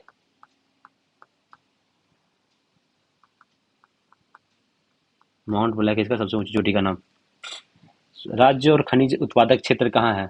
तो कहते हैं कि बेल्लारी आपका कर्नाटक में है, ठीक है। कच्छ की खाड़ी गुजरात में है, सी का फोर देखिए, यहीं पे हो गया। ये उड़ीसा में कोरापुट है, और आंध्र प्रदेश में अनंतपुर हो गया। कहता है बी का वन हो गया, ठीक है, हाँ। तो ये सब हो गया। बाकी कहता है कि उड़ीसा में और कौन है? तो कहता है उड़ीसा में तो कोरापुट तो है ही, और कालाहंडी भी है। ये उड़ीसा में क्या है? कालाहंडी भी है। कालाहंडी भी है आपका कहाँ है? उड़ीसा में ही है। कहता है यहाँ बॉक्साइड होता है, क्या मिलता है? यहाँ ये दोनों में कहता है बॉक्साइट मिलता है। आपका उड़ीसा की बात कर दिए तो ये चीज़ हो गया। फिर कहता है कि मैग्नीज मिलता है कर्नाटक के बेल्लारी में, मैग्नीज मिलता है। बेल्लारी हो गया, फिर सिमोगा भी होता है। यहाँ पे क्या है? सिमोगा भी है। यहाँ पे क्या मिलता है? मैग्नीज मिलता है। क्या मिलता है आपको? मैग्नीज मिल जाएगा। फिर उसके बाद अगर कर ले कि गुजरात की कच्छ खाड़ी में कहता है, और अमरेली में, कच्छ खाड़ी और अमरेली में क्या मिलता है? इसमें भी बॉक्साइट मिलता है। क्या मिलता है? बॉक्साइट ही मिलता है ये चीज़ें में। फिर आंध्र प्रदेश के अनंतपुर में क्या मिलता है? तो सोने के कण मिलते हैं। यहाँ पे क्या मिलता है? सोना के कण मिलते हैं, ठीक है। आगे देखते हैं। निम्नलिखित कथनों पर विचार कीजिए। ला नीना भारतीय मानसून को कमजोर करती है। नहीं, गलत है। कहता है कि ला नीना भारतीय मानसून को कमजोर नहीं बल्कि मजबूत करती है। क्या करती है? मजबूत करती है। एल नीनो को भारतीय मानसून के प्रभाव के कारण सूखे की स्थिति उत्पन्न होती है। तो ये सही है। इसे पूछा कौन सा सही नहीं है, तो सही नहीं है तो केवल आपका एक है जो कि सही नहीं है। लानिना कहता है कि केवल एक सही है। कहता है लानिना भारतीय मानसून के प्रभाव के कारण, कहता है कि सामान्य से अधिक वर्षा होता है। कहता है कि अधिक वर्षा होता है, अधिक वर्षा करवाता है ये। क्या कहता है? अधिक वर्षा करवाता है। लालिना के दक्षिण वर्षों में दक्षिण पश्चिम मानसून के दौरान पूरे एशिया में, विशेष रूप से उत्तर पश्चिम में और बांग्लादेश में वर्षा की मात्रा बढ़ जाता है, ठीक है। फिर कहता है अगर वही अगर कर लेते हैं कि अगर अल नीनो की बात कर ले, तो ये पूर्वी प्रशांत महासागर के पेरू के तट के नीचे निकट उष्ण समुद्री धारा के रूप में प्रकट होता है, और पेरू जल धारा का कहता तापमान 10 सेल्सियस तक बढ़ा देता है। तो ये अच्छा चीज नहीं है, सूखे की स्थिति उत्पन्न हो जाता है। निम्नलिखित से कौन सा रिजर्व बैंक ऑफ इंडिया का कार्य नहीं है? आरबीआई का काम नहीं है। मौद्रिक नीति है। विदेशी मुद्रा के संरक्षण में काम करता है, हाँ। मुद्रा और निर्गमन करता है, हाँ। राजकोषीय नीति का संचालन करता है, नहीं। ये राजकोषीय नीति का संचालन नहीं करता है, आरबीआई है। ये इसका आरबीआई का काम नहीं है, ये सरकार का काम है। कि राजकोषीय नीति बड़ा काम किसका है? सरकार का काम है। अगर बता आरबीआई की बात कर ले, तो आरबीआई बना कैसे था? तो ये पहला है कि 1926 में यंग हिल्टन, 26 में क्या हुआ था? यंग हिल्टन कमेटी बना था। क्या था? यंग हिल्टन यंग, या यंग हिल्टन, या हिल्टन यंग भी वो जो होता है, हिल्टन यंग कमीशन बना था। इसने सिफारिश किया था। फिर 1926 के बाद 1931 में क्या एक बना था? 131 में बना था भारतीय केंद्रीय बैंकिंग जांच समिति। कहता है केंद्रीय बैंकिंग जांच समिति। ये दोनों ने क्या था? सिफारिश किया था। और इसकी सिफारिश पर ये 1934 में पारित हुआ। 1934 में पारित हुआ, और 1935 में 1 अप्रैल 1 अप्रैल 1935 को आरबीआई बना था, आरबीआई की स्थापना हुआ था, ठीक है। इसका मुख्यालय कहाँ है? तो मुंबई में है। मुख्यालय कहाँ आपका? मुंबई में है। फिर कहता है कि अड़तीस समझ देखते हैं कि दो देशों के बीच में तेजी से एकीकरण को किस रूप से जाना जाता है? दो देशों के बीच में तेजी से एकीकरण की बात कर रहा था, इसको क्या कहते हैं? इसको वैश्वीकरण कहते हैं। वैश्वीकरण हो गया कि दुनिया भर के लोगों, कंपनियों और देशों के बीच में तेजी से एकीकरण करता है। अगर वही बात कर लेते हैं उदारीकरण, तो उदारीकरण का अर्थ है सरकार द्वारा लगाए गए जो प्रत्यक्ष और भौतिक नियंत्रणों से, कहता है अर्थव्यवस्था तो मुक्ति। मतलब कि जो सरकार का जो, मान ली कोई आप बिजनेस शुरू करना चाहते हैं, तो उसके लिए कितना स्लोली, कितना प्रोसेस हार्ड है। अगर हार्ड प्रोसेस है तो वो उदारीकरण नहीं है, उसको प्रोसेस बहुत ईजी बना दिया जाता है, तो उसी को उदारीकरण कहते हैं। बाकी निजीकरण कहते हैं कि जो सरकारी चीजें है उसमें आपका भी पार्टनरशिप होएगा, आप भी उस चीज को खरीद और बिक्री कर सकते हैं। निम्नलिखित में से कौन सा वक्र बेरोजगारी दर और मुद्रास्फीति के बीच में विपरीत संबंध को दर्शाता है? विपरीत संबंध मतलब कि अगर इधर मुद्रास्फीति है, इधर बेरोजगारी है, तो विपरीत ऐसा, तो ये कौन होता है? तो ये फिलिप्स कर्व बताता है। कौन बताता है? ये आपका फिलिप्स कर्व है, ये बात बता रहा है बेरोजगारी के बारे में। ठीक है। अगर लॉफर वक्र की बात कर ले, पता है कि अर्थव्यवस्था में कर की दर की बात करता है। इसमें कहता है कर की दर के बारे में बताता है। कौन? लॉफर कर्व को बताता है। फिर लॉरेंज वक्र है, वो आय की विषमता को प्रदर्शित करता है। ये कहता है आय की विषमता, विषमता को कौन बताता है? तो लॉरेंज वक्र बताता है।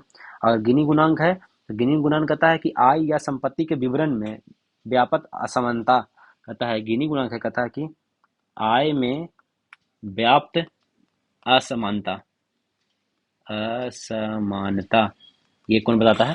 तो ये आपका गिनी गुणांक बताता है। यूनेस्को का मुख्यालय कहाँ है? तो यूनेस्को का मुख्यालय आपका पेरिस में है। कहाँ है यूनेस्को का मुख्यालय, कहाँ है आपका? कहता है कि इसका मुख्यालय कहाँ है आपका? पेरिस में है, फ्रांस में। बाकी कुछ कुछ और आप देख लीजिए कि जैसे कि वर्ल्ड बैंक का कहाँ है? तो वर्ल्ड बैंक का मुख्यालय वाशिंगटन डीसी में है। और वर्ल्ड बैंक कब बनाया गया था? तो वर्ल्ड बैंक बनाया गया था 1945 में। फिर अंतर्राष्ट्रीय मुद्रा कोष 1944 में, इसका वाशिंगटन डीसी में ही है। यूनिसेफ कहाँ है? तो उसका यूनिसेफ का मुख्यालय न्यूयॉर्क में है। अब बनाया कब गया? 1946 में। डब्ल्यू अगर नहीं, WHO की बात कर लेते हैं तो ये 1948 में बनाया गया। और WHO कहाँ है? जिनेवा में। अगर उसी की बात करें, विश्व WTO की बात, विश्व व्यापार संगठन की बात कर लेते हैं तो ये बनाया गया 1995 में। और ये व्यापार वाला कहाँ है? ये भी जिनेवा में है। फिर अगर अंतर्राष्ट्रीय न्यायालय की बात कर लेते हैं तो ये बनाया गया 1946 में। और इसका मुख्यालय कहाँ है? द हेग, नीदरलैंड में इसका मुख्यालय है। केंद्रीय मंत्री 2025-26 बजट, केंद्रीय बजट 25-26 के अनुसार विभिन्न होने वाली प्राप्तियों का अवरोही क्रम क्या है? तो उधार मांग से आया है लगभग आपका कितना? उधार मांग से आया था लगभग 24%। ये 24% था इससे। आय से आया था आपका लगभग 22% आय से था। ठीक है। जीएसटी से 18% था। और निगम कर से लगभग कितना? 17% था। तो ये यही तो घटते क्रम हो गया था आपका, यही हो गया। ऐसे पैसा आ रहा है। और सबसे ज्यादा अगर 24% का थीम क्या था, अगर इसकी थीम की बात कर ले, इसका थीम क्या था? तो थीम की बात करते तो सबका विकास। क्या था इसका थीम? सबका विकास इसका थीम था। इसमें 6 व्यापक सिद्धांत थे। इसमें क्या थे? 6 व्यापक सिद्धांत थे। कितने व्यापक सिद्धांत थे? 6 व्यापक सिद्धांत थे। जिसमें गरीबी से मुक्ति, फिर अच्छा स्कूल शिक्षा, फिर सुलभ स्वास्थ्य, उसके बाद था कुशल कामगार, आर्थिक गतिविधि में 70% महिला, और food basket of the world बनाने वाले किसान। ये 7 6 इसमें थे वो इसका। बाकी कहता है कि बजट में कहता है राजकोषीय घाटा कितना होना था? तो राजकोषीय घाटा 4.4% था। ये इसको याद करिए, इसको लिख देते हैं।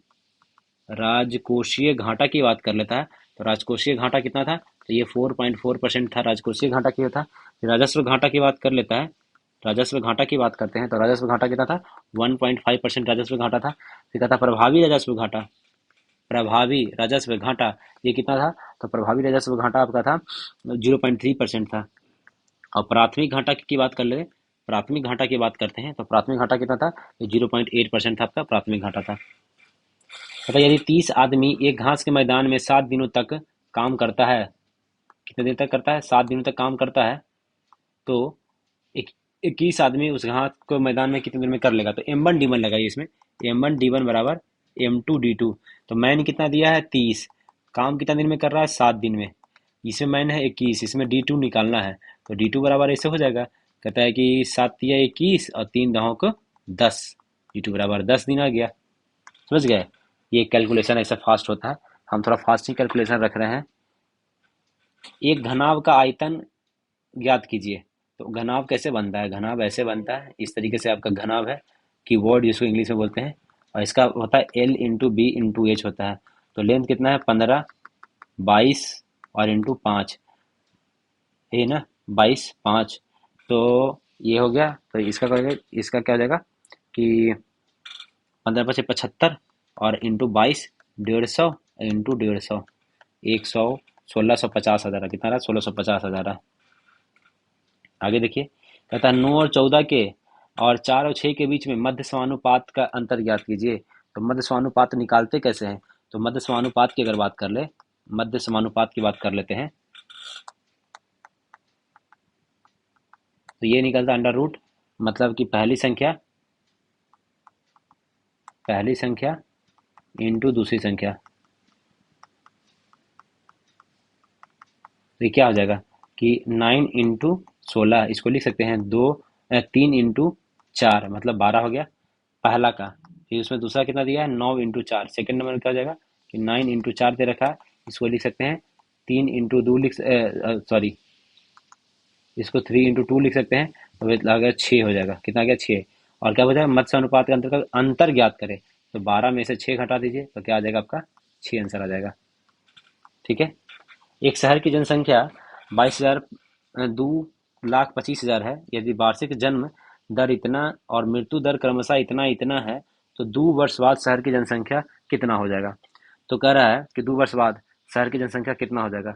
तो एक्चुअल में क्या हो रहा है, जन्म हो रहा है 4.5%, ठीक है, और मृत्यु कितना हो जा रहा है, तो मृत्यु 2.5% मृत्यु हो जा रहा है। तो इसको माइनस करें तो टोटल कितना हो रहा है, 2% से बढ़ रहा है। तो 2% को लिख सकते हैं इसे कि 1/50, मतलब क्या समझ रहा है कि 50 था, अब उसको कितना हो जा रहा है, अब 51 हो जा रहा है। तो इसको निकालिए, 2, 25, 0, 0, इतना है, ये कितना हो जा रहा है, 51 हो गया पहला साल में, फिर 51 हो गया आपका दूसरा साल में। एक शून्य एक शून्य एक शून्य एक शून्य, 5 से इसको काट दीजिए, तो ये 5 चौका 20, 5 5 25, और 0 5 से काट देंगे तो 9 5 45, 90 इतना आ गया। और इसको 90 × 50 25 इसको मल्टीप्लाई कर देते हैं, तो ये आपका आ जाएगा लगभग कितना आ जाएगा, ये आपका आ जाएगा लगभग 23 40 90 आ जाएगा। ये 23 40 90 आ गया। आपको पता है कि जनसंख्या में वृद्धि सिर्फ निकालना है, तो इसमें से कितना घटाना होगा, 2 25 घटाना होगा, तो यहाँ पे 90 आ रहा है, 0 और यहाँ पे 9 आ जा रहा है, तो 90 90 आ जाएगा। इतना आंसर आ जाएगा, 90 90 आंसर आ जाएगा। किसी एक वाक्य में एक वचन का प्रयोग हुआ है, लड़के बोले, लड़कों ने कहा, लड़के ने कहा, तो लड़के ने कहा ये एक वचन हो गया।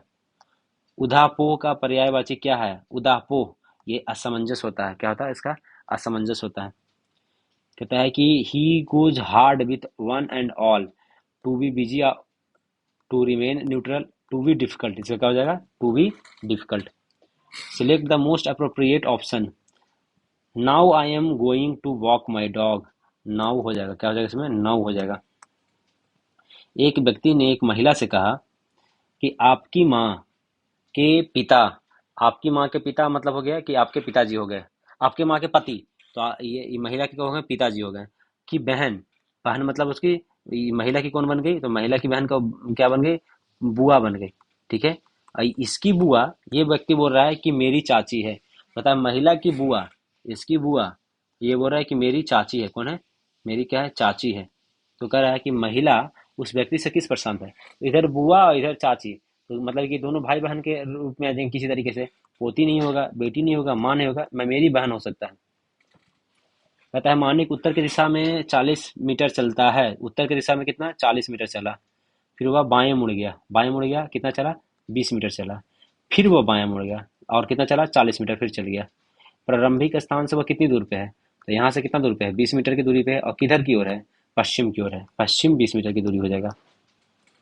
बर्तन जिस तरह से खाली है उसी संबंध में सीट से क्या होगा, सीट क्या होता है, रिक्त होता है, सीट क्या हो जाएगा आपका, रिक्त हो जाएगा। फूलदेई किस राज्य का उत्सव है, फूलदेई किस राज्य का है, तो फूलदेई आपका है कहाँ का, तो फूलदेई आपका है उत्तराखंड का, फूलदेई कहाँ का है, उत्तराखंड का है। और अगर हम तमिलनाडु की बात करें, तमिलनाडु में क्या होता है, पोंगल होता है, जल्लीकट्टू होता है, थाईपुसम होता है, और चिथिराई होता है, तमिलनाडु की बात करते हैं। पंजाब में क्या होता है, होला मोहल्ला होता है, गुरु पर्व होता है, बैसाखी होता है, और लोहड़ी होता है। अगर उसके बाद हम सिक्किम की बात करते हैं, तो सिक्किम में क्या क्या होता है, लोसुंग होता है, सोनम हो जाता है, लोसर हो जाता है, ठीक है, ये सब चीज़ें यहाँ पे होता है। उत्तराखंड में फूलदेई तो है ही, और क्या होता है, हरेला होता है, घी और महोत्सव होता है, घी महोत्सव भी होता है। किश्तवाड़ राष्ट्रीय उद्यान कहाँ है, तो किश्तवाड़ कहाँ है आपका, जम्मू कश्मीर में है। किश्तवाड़ कहाँ है आपका, ये जम्मू कश्मीर में है, किश्तवाड़ आपका जम्मू कश्मीर में है। बाकी अगर राजस्थान में कौन कौन है, तो वो देखिए हम आपको कुछ कुछ लिखते हैं। राजस्थान में कौन है, घाना है, फिर रणथंभौर है, रणथंभौर, घाना हो गया, रणथंभौर हो गया, कुंभलगढ़ हो गया, क्या हो गया, कुंभलगढ़ भी आपका राजस्थान में है। और फिर कहता है केवला देव राष्ट्रीय उद्यान, केवला देव, केवला देव राष्ट्रीय उद्यान भी कहाँ है आपका, राजस्थान में ही है। फिर कहता है मुकुंदरा भी है, क्या नाम है, मुकुंदरा, मुकुंदरा, ये सब कहाँ है आपका, ये आपका राजस्थान में है। अगर उसके बाद कहता है कि अगर तमिलनाडु की बात करते हैं, तमिलनाडु में कौन कौन है, जम्मू कश्मीर के पहले देखते हैं, किश्तवाड़ तो है ही, फिर दांची गांव भी यहाँ पे क्या है, दांची गांव भी आपका कहाँ है, जम्मू कश्मीर में है। सलीम अली भी है, क्या है, सलीम अली भी क्या है आपका, जम्मू कश्मीर में है। आंध्र प्रदेश की बात करते हैं, तो यहाँ आंध्र प्रदेश में कौन है, राजीव गांधी है, राजीव गांधी नेशनल पार्क कहाँ है आपका, आंध्र प्रदेश में है। असम में कौन है, अरंग हो गया, नामेरी हो गया, मानस हो गया, असम में। गुजरात में नल सरोवर होता है, गिर है, ब्लैक बग भी है, बसंदा राष्ट्रीय उद्यान भी है। सात निश्चय दो में निम्नलिखित में से कौन सा शामिल नहीं है? सात निश्चय दो में हर खेत में पानी, आरक्षित रोजगार, महिलाओं का अधिकार। ये नहीं, ये सात निश्चय वन में था। ये था वन में था ये। सुलभ संपर्कता है, स्वच्छ गांव समृद्ध गांव भी है। तो ये सात निश्चय दो है, वो 2000 कब शुरू किया गया? ये 2020 से 2025 तक शुरू किया गया था। इसमें है युवा शक्ति, बिहार की प्रगति, सशक्त महिला, हर खेत तक पानी, स्वच्छ गांव, स्वच्छ शहर, सुलभ संपर्कता, ये सब इसमें आ गया। तथा मुजफ्फरपुर बम कांड के संबंध में कौन सा कथन असत्य है? मुजफ्फरपुर के बारे में बोल रहा है। मुजफ्फरपुर बम कांड की घटना 30 अप्रैल 1908 में हुआ था। 30 अप्रैल 1908 में हुआ था, तो बात सही है। इस घटना में खुदीराम बोस और प्रफुल्ल चाकी ने अंजाम दिया था। हाँ, ये भी बात सही है। खुदीराम बोस के मुकदमे का वकालत कालिदास वासु लड़ रहे थे। हाँ, ये भी बात सही है। कह रहा है शांति देवी को मुजफ्फरपुर बम कांड पर निबंध लिखने के कारण लंबी कर दिया। ये शांति देवी नहीं थे, जो ये थे, ये शांति नारायण इनका नाम था। क्या नाम था इनका? शांति नारायण। ये कौन थे? शांति नारायण थे। ये समाचार लिखा गया था स्वराज पत्रिका में। स्वराज पत्रिका में ये बात इन्होंने लिखा था। इसी कारण इनको लंबी कैद की सजा दे दी गई थी। चंपारण एग्रोगेरियन समिति के अध्यक्ष कौन थे? तो एफ जी सलाई थे। इसके कौन थे? इसके कौन थे? एफ जी सलाई थे। और कहता है कि ये जांच करने गए थे वहां पे। जांच, ये कहता है किसानों की स्थिति की जांच करने के लिए एक समिति का गठन किया गया था, चंपारण एग्रोगेरियन समिति। ठीक है। बाकी ये कहता है 15 अप्रैल 1917 को चंपारण पहुंचे थे और वहां पे कहता है कि जाके रिक्वेस्ट किए थे इस चीज के लिए। निम्नलिखित में से कौन सा ऊर्जा का मात्रक नहीं है? ऊर्जा का मात्रक नहीं है तो जूल है। किलोवाट नहीं है, किलोवाट नहीं है। कहता है कि किलोवाट चाहिए, चाहे वाट कहिए, चाहे मेगावाट कहिए। ये सब क्या चीज का है? तो ये सब क्या है? ये सब आपका शक्ति का है। शक्ति या जिसको पावर कहते हैं उसके लिए ये उसका है। बाकी किलोवाट घंटा और न्यूट्रॉन मीटर मीटर इसका है। कहता है कि केतली में पानी का गर्म होना उदाहरण है। केतली में कहता है कि चालन संवहन क्या है? इसका संवहन होता है। कहता है संवहन में क्या होता है कि गर्म अणु अपने साथ ऊष्मा लेकर एक स्थान से दूसरे स्थान जाता है। इसमें क्या होता है? जो समझ में, गर्म अणु जो है ऊष्मा लेकर एक स्थान से दूसरे स्थान पे जाते हैं। ये इसमें होता है। ये हो गया। इसमें एक चीज ये बोल रहा है कि द्रव और गैस इसी विधि में ही गर्म होता है। द्रव और गैस इसमें विधि होता है। और जो कंडक्शन होता है ठोस पदार्थ में, ये कहाँ होता है? ये ठोस पदार्थ में होता है। किसमें होता है? ठोस पदार्थ में चालन होता है। ठीक है। ओडोमीटर एक उपकरण है जिसका मापन क्या था? ओडोमीटर दूरी का उपकरण है। ओडोमीटर का जगह है दूरी का है। अगर ओंडोमीटर कह देते हैं तो विद्युत चुंबकीय तरंगों की फ्रीक्वेंसी को मापता है ओंडोमीटर। ठीक है। और अगर एनीमोमीटर कहता है तो वायु की गति व शक्ति को मापने के लिए एनीमोमीटर का उपयोग किया जाता है। एनीमोमीटर। आगे देखिए, एक कूली 13 kg के सामान को जमीन से इतना मीटर की उठाकर अपने सिर पर रखता है, उसके द्वारा किया गया कार्य ज्ञात कीजिए। तो इसमें फार्मूला क्या है? मतलब कि पोटेंशियल एनर्जी की बात हो रहा है ना। तो पोटेंशियल एनर्जी जो होता है उसका फार्मूला क्या होता है? आपको पता होगा, mgh होता है। तो मास 13 हो गया, ग्रेविटेशनल 10 बोला लेने, और 1.5 मीटर हो जाएगा। तो इसको 13 × 15 कर दीजिए, तो 15×150 और 15×45, 195 जूल हो जाएगा। कितना हो जाएगा? 195 जूल हो जाएगा। चंद्रमा की सतह से नजदीक दो अलग अलग द्रव्यमान की वस्तुएं मुक्त रूप से गिर रही है, तो क्या होगा? किसी भी क्षण उसका वेग एक समान होगा। किसी भी क्षण क्या होगा? वेग उसका एक समान ही होगा। ठीक है। तो कहता है कि वहां पे कोई अगर भार की बात कर लेते हैं। देखिए, दो चीज होता है, एक होता है भार और एक होता है द्रव्यमान होता है।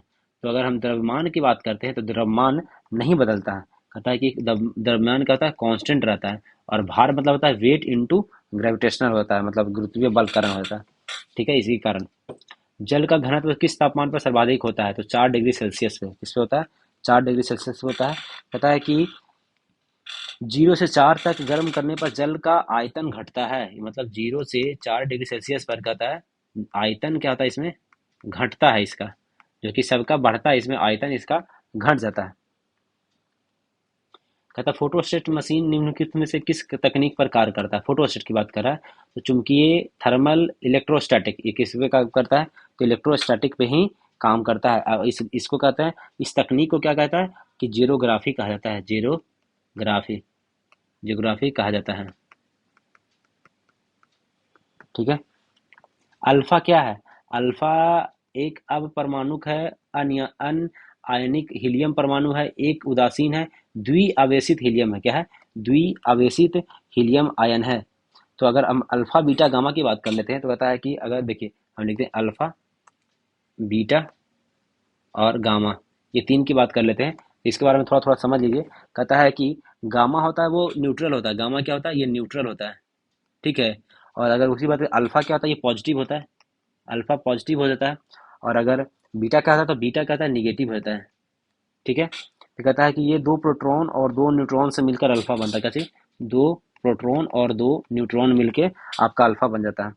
और उच्च ऊर्जा वाले इलेक्ट्रॉन को बीटा कहते हैं। कहता है कि उच्च ऊर्जा उच्च ऊर्जा वाले उच्च ऊर्जा की बात कर रहा है इलेक्ट्रॉन को बीटा कहते हैं। इसको क्या कहते हैं? बीटा कण कहते हैं। गामा किरणें फोटोन है। गामा किरणें कहता है फोटोन जो होता है, फोटोन क्या है? गामा किरणें ही है। ठीक है। अगर वेधन की क्षमता की बात कर लेते हैं, एक देखिए, अगर वेधन की क्षमता मतलब कि पेंट्रेट करने की क्षमता की बात कर लेते हैं तो सबसे ज़्यादा होता है गामा, फिर उसके बाद कौन होता है? बीटा, उसके बाद होता है अल्फा। अल्फा होता है सबसे ज़्यादा। कौन होता है? गामा होता है। नाभिक के अधिक बंधन ऊर्जा प्रति न्यूक्लियॉन होने पर नाभिक का क्या प्रभाव पड़ता है? ये वो सही रहता है। न्यूक्लियस में को वो न्यूक्लियॉन मतलब क्या होता है? अगर न्यूक्लियॉन की बात कर ले तो न्यूक्लियॉन का मतलब होता है प्रोटॉन और प्रोटॉन प्रोटॉन और न्यूट्रॉन मिलाकर ही न्यूक्लियॉन कहा जाता है। ठीक है। तो इसमें कोई प्रभाव नहीं पड़ता है। निम्नलिखित में से किस में चांदी नहीं है? चांदी नहीं है किस में? हॉर्न सिल्वर में है, मनिक सिल्वर में है, जर्मन सिल्वर में नहीं है, लूनर कास्टिक में है। जो जर्मन सिल्वर है वो काची का बना होता है? जर्मन सिल्वर बना होता है जिंक का। जिनमें से होता है जिंक होता है, प्लस इसमें होता है कॉपर होता है और निकेल होता है। ये तीन को मिला के जर्मन सिल्वर बनाया जाता है। हॉर्न सिल्वर को लिखते हैं AgCl लिखते हैं। लूनर कॉस्टिक को AgNO3 लिखा जाता है। इसको AgNO3 लिखा जाता है। सफेद फास्फोरस का आकार होता है चतुष्फलकीय। सफेद फास्फोरस का क्या होता है? चतुष्फलकीय होता है। इसको P4 लिखते हैं। इसको P4, इसको कहता है चतुष्फलकीय को P4 लिखा जाता है इसको चतुष्फलकीय को। और कहता है ये बहुत ज्वलनशील है। ये क्या है? बहुत ज्वलनशील है। ये ज्वलनशील होता है क्या है? 35 डिग्री पे ही, 35 डिग्री सेल्सियस में। इसलिए पानी में रखा जाता है। इसे पानी में रखा जाता है इसको। ठीक है। बाकी अगर लाल फास्फोरस की बात कर लेते हैं तो लाल फास्फोरस होता है माचिस की तिल्ली बनाने में काम आता है। C3H8 कौन सा समजातीय श्रृंखला का है? तो C3 एल्केन का है। किसका है? एल्केन का होता है। बाकी एल्कीन में होता है, इसमें होता है ये C3H8 होता है, इसको प्रोपेन कहते हैं। इसको क्या कहते हैं? प्रोपेन कहा जाता है। प्रोपेन कहा जाता है। बाकी पहले होता है मीथेन होता है, एथेन होता है, प्रोपेन हो गया, फिर ब्यूटेन आता है, पेंटेन आता है, ये सब चीज़ें। बर्तनों के लिए नॉन स्टिक की कोटिंग बनाने के लिए उपयोग किया जाने वाला पॉलीमर कौन है? नॉन स्टिक के लिए आपका उपयोग किया जाता है टेफ्लॉन का उपयोग किया जाता है। किसका उपयोग किया जाता है? टेफ्लॉन का। और टेफ्लॉन होता है पॉली टेट्राफ्लोरोएथिलीन। क्या है? पॉली टेट्रा पॉली टेट्राफ्लोरोएथिलीन, फ्लोरोएथिलीन, ये टेफ्लॉन को कहा जाता है। फिर कहता है पॉलीविनाइल क्लोराइड से क्या बना जाता है? तो कहता है कि पाइप बनाते हैं। पॉलीविनाइल से क्या बनता है? पाइप बनता है। फिर उसको बता बरसाती बनता है। इससे जो बरसाती होता है उससे बन जाता है तारों का जो तार वायर होता है, वायर का कवर भी बनाया जाता है इसी का। ठीक है।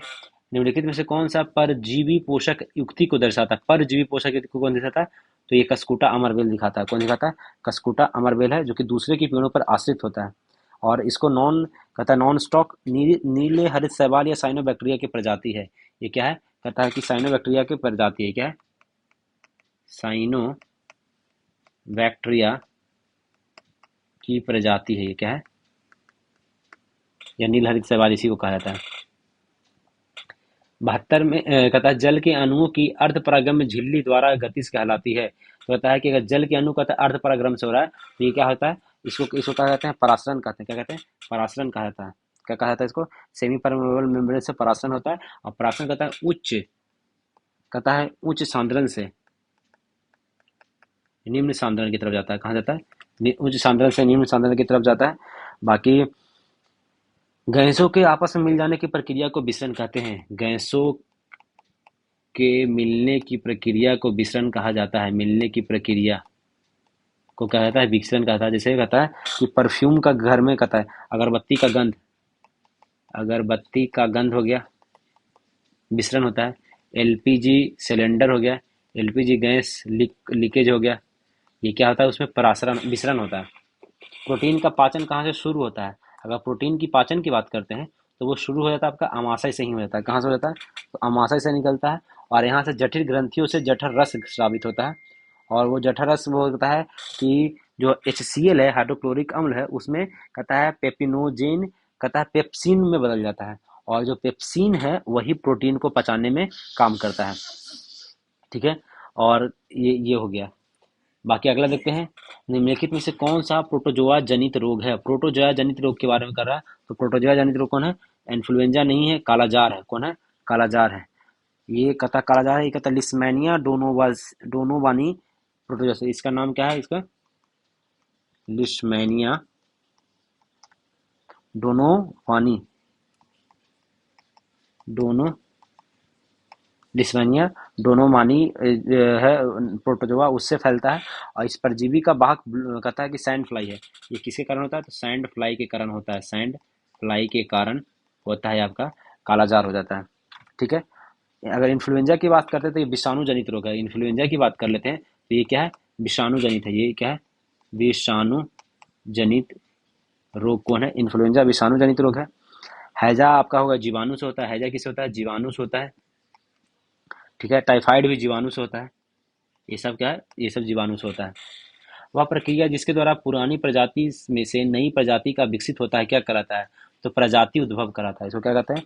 इसको प्रजाति उद्भव कहा जाता है। ठीक है, साइनोबैक्टीरिया एक परितंत्र में महत्वपूर्ण भूमिका अदा करते हैं। साइनोबैक्टीरिया कहता है कि क्योंकि वे क्या है, कहता है वायुमंडलीय दुर्लभ खनिजों को मृदा में अवशोषित करते हैं, वायुमंडलीय नाइट्रोजन का स्थिरीकरण करते हैं। हाँ, ये क्या करते हैं? वायुमंडलीय कहता है नाइट्रोजन का स्थिरीकरण करते हैं। और नील हरित शैवाल को ही साइनोबैक्टीरिया कहा जाता है। इसको कहता है नील हरित शैवाल को ही क्या कहता है? साइनोबैक्टीरिया कहा जाता है। फिर राइजोबियम भी है, वो दलहनी पौधे में पाए जाते हैं। ये भी नाइट्रोजन स्थिरीकरण भी करते हैं। कौन? राइजोबियम भी। थायराइड ग्रंथि कहाँ स्थित होता है? तो गला में होता है। थायराइड ग्रंथि कहाँ होता है? आपका गला में होता है। ये अंतस्रावी ग्रंथि है, और ये जो है कहता है कि फैट, प्रोटीन और कार्बोहाइड्रेट को मेटाबॉलिज्म को बढ़ाता है। ये कहता है कि ये आरबीसी के निर्माण को बढ़ाता है। ये कहता है कि जो ये थायराइड ग्रंथि कहता है आरबीसी की निर्माण को बढ़ाता है। निर्माण को क्या करता है? बढ़ाता है। और रक्तलापता मतलब कि आपका ब्लड की कमी महसूस नहीं होगा। निम्नलिखित में से कौन सा अनुवांशिकी की इकाई है? तो वो कौन है? अनुवांशिकी इकाई कौन है? आपका जीन है। कहता है ये डीएनए का ही एक पार्ट है, और जिसमें कहता है कि एक जीन एक एंजाइम की संकल्पना बीटल और टैटम के द्वारा दिया गया है। कहता है एक जीन एक एंजाइम, एंजाइम ये किसने बोला है? तो ये बोला है बीडल और टैटम ने, बीडल और टैटम ने बोला है। बीटल और टैटम ने ये बात बोले हैं। तथा निम्नलिखित में से कौन डब्ल्यूबीसी में सबसे प्रचुर मात्रा में होता है? डब्ल्यूबीसी में सबसे ज्यादा हमारे यहाँ शरीर में किसका होता है? तो वो होता है न्यूट्रोफिल्स होता है। क्या होता है? न्यूट्रोफिल्स होता है, जो लगभग 60 to 65% होता है। 60 to 65% होता है, न्यूट्रोफिल्स होता है। बेसोफिल्स सबसे कम होते हैं। ये कहता है सबसे कम कौन होता है? सबसे कम बेसोफिल्स होता है, 0.5 से लेकर 1% तक होता है आपका बेसोफिल्स होता है। ठीक है, इसिनियोफिल्स कहता है प्रतिरक्षण और संवेदनशीलता का कार्य करता है। ये कहता है प्रतिरक्षण और संवेदनशीलता, ये कौन काम करता है? इसिनोफिल्स करता है।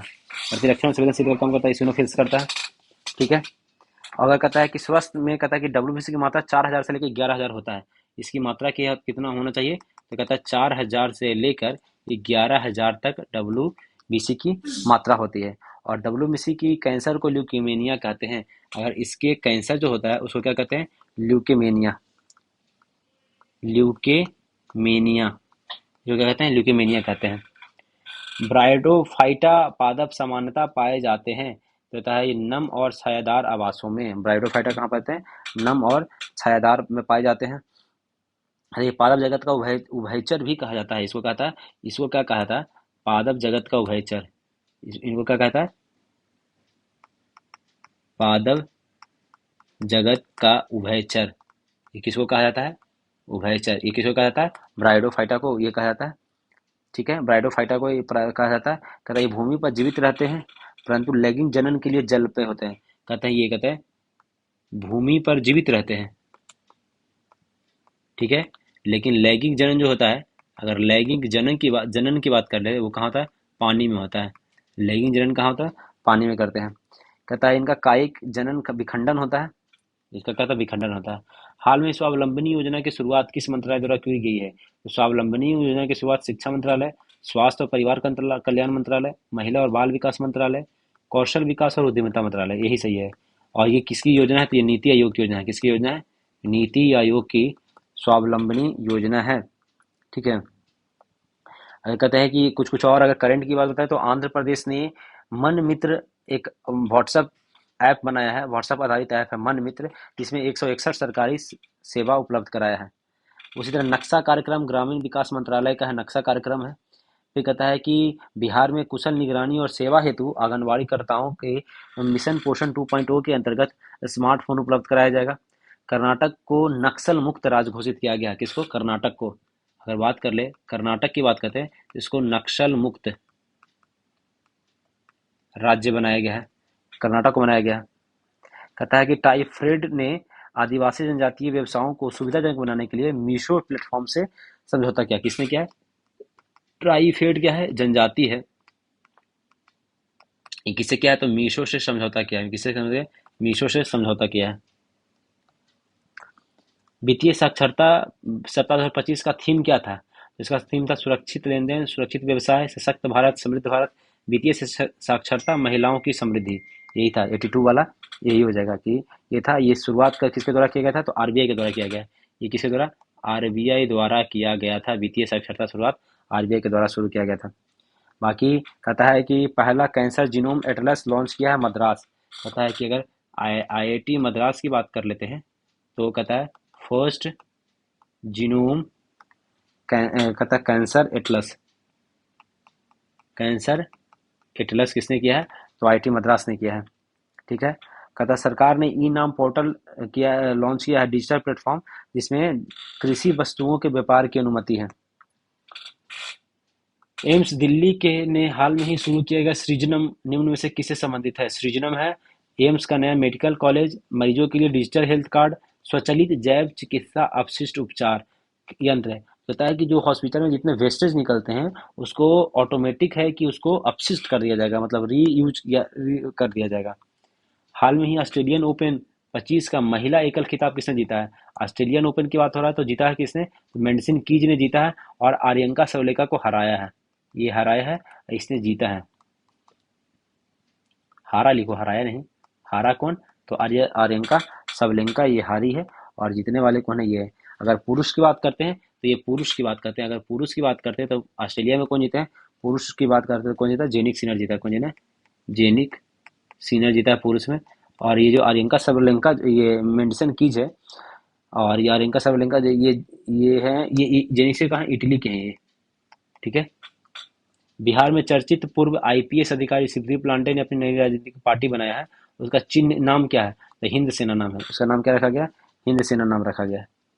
बिहार में नई घोषणा के तहत मध्याह्न भोजन में कार्यरत रसोइयों को मानदेय बढ़ाकर 1650 से कितना कर दिया गया है? 1650 से दूना करके 3300 रुपया कर गया है। बाकी इसमें आप एक और देख लीजिए कि किसमें किसमें बढ़ाया गया। कहता है कि जो वृद्धा पेंशन दिया जाता था वो 400 से बढ़ा से 1100 रुपया कर दिया गया है। आशा कार्यकर्ता था उसको 1000 रुपया से बढ़ाकर 3000 रुपया कर दिया गया है। कहता है कि शिक्षा विद्यालय में कार्यरत रात्रि प्रहरी जो था उसका 5000 से बढ़ाकर 10,000 कर दिया गया है। ममता कार्यकर्ता दीदियों के प्रति प्रसव जो होता था वो 300 रुपया माह था, उसको 600 रुपया माह कर दिया गया है। जेपी सेनानियों की जो पेंशन था उसको 7,000 7,500 से बढ़ाकर 15,000 कर दिया गया। मृतक पत्रकार के जो उसकी पत्नी थी उसको 3,000 दिया जाता था, उसको अब 10,000 दिया जाएगा। और अनुसूचित जाति और जनजाति छात्रावास में जो 1 रुपया प्रतिमाह दिया 1,000 प्रतिमाह था उसको 2,000 प्रतिमाह कर दिया गया। हाल में आयोजित चैंपियंस ट्रॉफी का खिताब किस देश ने जीता? चैंपियंस ट्रॉफी जीतने वाले हमारे देश हैं भारत, और हराए किसको है चैंपियंस ट्रॉफी में? चैंपियंस ट्रॉफी में हराए किसको है? तो न्यूजीलैंड को हराए। किसको हराए? ये न्यूजीलैंड को हराया है। न्यूजीलैंड को हराया, भारत जीता और न्यूजीलैंड को हराया। ठीक है। और Rohit Sharma man of the match बने थे ये, और ये हुआ था दुबई इंटरनेशनल क्रिकेट स्टेडियम में हुआ था ये मैच। ठीक है। बाकी अगर कर दिया जाए कि आईसीसी वर्ल्ड टेस्ट चैंपियनशिप कौन जीता है, तो दक्षिण अफ्रीका टेस्ट चैंपियनशिप जीत गया। हराया किसको? ऑस्ट्रेलिया को। और महिला अंडर 19 T20 विश्व कप, ये याद रखिए, महिला अंडर 19 T20 विश्व कप, तो ये कौन जीता? तो भारत जीता है। हराया किसको? दक्षिण अफ्रीका को। उप विजेता कौन बना? दक्षिण अफ्रीका। ठीक है। 18 फरवरी 2024 को निम्नलिखित में से किस विधानसभा ने ई विधान एप्लीकेशन का अपनाया है? ये उत्तराखंड इस चीज को अपनाया। किसने अपनाया? उत्तराखंड ने इस चीज को अपना लिया। ठीक है। बाकी दो तीन एप्लीकेशन है, एक का नाम है नेवा, फिर कहता है NIC क्लाउड और मेघराज। ये सब है जो कि प्रणाली है जो सदन में कार्यवाही को सुचारू रूप से संचालित करने के लिए बनाया गया है। हाल में भारतीय सेना ने पूर्वी कमान मुख्यालय फोर्ट विलियम का नाम बदलकर क्या नाम रखा है? तो फोर्ट विलियम का नाम रख के बदल के विजय दुर्ग रखा गया है। क्या रखा गया? विजय दुर्ग रखा गया है। और कहता है ये महाराष्ट्र के सिंधु दुर्ग किले से लिया गया ये नाम। महाराष्ट्र के सिंधु दुर्ग किले से ये नाम लिया गया है। बाकी एक दो चीज और याद रखिएगा कि किचनर हाउस था, उसका नाम बदल के कहता है कि मानेक शॉ हाउस कर दिया गया है। फिर कहता है कि एक था श्यामा प्रसाद मुखर्जी विश्वविद्यालय रांची में, उसका वीर बुद्धू भगत विश्वविद्यालय कर दिया गया है। ठीक है। आगे देखिए कि 17वां ब्रिक्स सम्मेलन कहाँ किया गया था? तो ये क्या था? Rio de Janeiro, Rio de Janeiro Brazil में किया गया था। रियो डी जेनेरियो ब्राजील में। और क्योंकि अध्यक्ष कौन थे? तो ब्राजील के राष्ट्रपति कहता है कि लुइज इनिसियालो लूला दा सिल्वा थे इसके अध्यक्ष थे। हाल में प्रकाशित पुस्तक the new icon Savarkar and facts के लेखक कौन है? तो इसके लेखक कौन है? अरुण शौरी है। बाकी संस्कृत का 5वां अध्याय डॉक्टर प्रज्ञात ओझा ने लिखा है। 75 महान क्रांतिकारी भीम सिंह के द्वारा लिखा गया है। Idea of democracy Sam Pitroda के द्वारा लिखा गया है। नाइफ है वो सलमान रुश्दी के द्वारा लिखा गया है। हार्टलैम बानो मुश्ताक के द्वारा लिखा गया है। तथा भारत सरकार का नया आय कर विधेयक 2025 किस अधिनियम को प्रतिस्थापित करेगा? तो ये प्रतिस्थापित करेगा आय कर अधिनियम 1961 को प्रतिस्थापित करेगा। ठीक है। किसको करेगा? आय को। ठीक है। आगे देखते हैं। हाल में ही मोदी जी द्वारा फ्रांस के राष्ट्रपति इमैनुअल मैक्रों को भारतीय वाद्य यंत्र बजाते संगीतकारों की पारंपरिक डोकरा कलाकृति भेंट की गई है। तो ये कहाँ का कलाकृति है? ये डोकरा कलाकृति कहाँ आपका? छत्तीसगढ़ से है। ये 4000 वर्ष पुराना है। ठीक है। ये धातु ढलाई तकनीक है। ये क्या है? ये धातु धातु ढलाई तकनीक है ये ढोकला प्रतिका। ठीक है। आधिकारिक रूप से न्यू डेवलपमेंट बैंक का नौवां सदस्य कौन बन गया है? तो ये अल्जीरिया बन गया। कौन बन गया? इसका अल्जीरिया सदस्य बन गया है। ठीक है। और अभी की बात कर लेते इसमें, कहता है कि ये कब किया गया कि जुलाई 2025 में दो और इसमें जुड़ गया, कोलंबिया और कौन घुस गया? एक उज्बेकिस्तान दो और इसमें जुड़ गया है। ये मोदी जी ने अटल बिहारी वाजपेयी लोक सेवा और नवाचार संस्थान का उद्घाटन कहाँ किया है? ये कहाँ के? मॉरिशस में किया गया है ये चीज़ें। और मॉरिशस की अगर हम कर ले कि यहाँ के मुद्रा क्या है? मॉरिशस रुपया है। इसकी अगर राजधानी की बात कर ले तो कहता है कि मॉरिशस की राजधानी कहाँ है? पोर्ट लुई है राजधानी। और एक ज्वालामुखी द्वीप है ये क्या है? ज्वालामुखी द्वीप है। और जो चागेस द्वीप था उसको ब्रिटेन मॉरिशस को लौटा दिया गया। ये करंट का न्यूज है। हाल में ही स्वयं का उपग्रह लॉन्च करने की घोषणा करने वाला देश का पहला राज्य कौन बन गया? तो आसाम है। ताकि अपना वो लॉन्च करेगा। और इसमें दो गो हैं कि मदद करने वाले हैं। कहता है कि वो इन स्पेस और इसरो। किसमें? इन स्पेस और प्लस इसरो, ये दोनों इसको मदद करने वाला है। ये आपदा प्रबंधन में हेल्पफुल रहेगा बहुत। आयोजित खेलो इंडिया विंटर गेम्स का ओवरऑल चैंपियन कौन बना है? तो ये कौन बना है? भारतीय सेना बना है। ओवरऑल चैंपियन कौन बन गया? भारतीय सेना। और ये कहाँ किया गया है? तो ये लेह लद्दाख में इसका आयोजन किया गया था। हाल में ही आंध्र प्रदेश के विजयवाड़ा में स्थित बाबा साहब भीम अम्बेडकर की प्रतिमा का कौन सी है? निम्न से कौन सी है? तो भीम अम्बेडकर की बात कर रहा है तो सोशल जस्टिस है। इनका क्या है? सोशल जस्टिस है जो कि बनाया गया है यहाँ पे। अगर एक चीज़ और बता दें कि हनुमान जी का सबसे ऊंची प्रतिमा है वो स्टैचू ऑफ यूनियन है, वो अमेरिका के टेक्सास शहर में बनाया जा रहा है। जिनमें से कौन भारत के नए संसद भवन के वास्तुकार हैं? तो बिमल पटेल जी हैं। वास्तुकार कौन है? बिमल पटेल हैं। और ये कहता है कि सेंट्रल विस्टा परियोजना का हिस्सा है ये, जो है कहता है ये सेंट्रल विस्टा परियोजना का हिस्सा है। ठीक है। हाल में ही इनमें से किस संस्थान द्वारा कहता है एम्फैंटासिया पर शोध किया गया है? तो ये किसने किया? ग्लासगो विश्वविद्यालय ने एम्फैंटासिया पे शोध किया गया है। तो आपका पूरा 100 क्वेश्चन हो गया। और मिलते हैं फिर अगले टेस्ट में। धन्यवाद।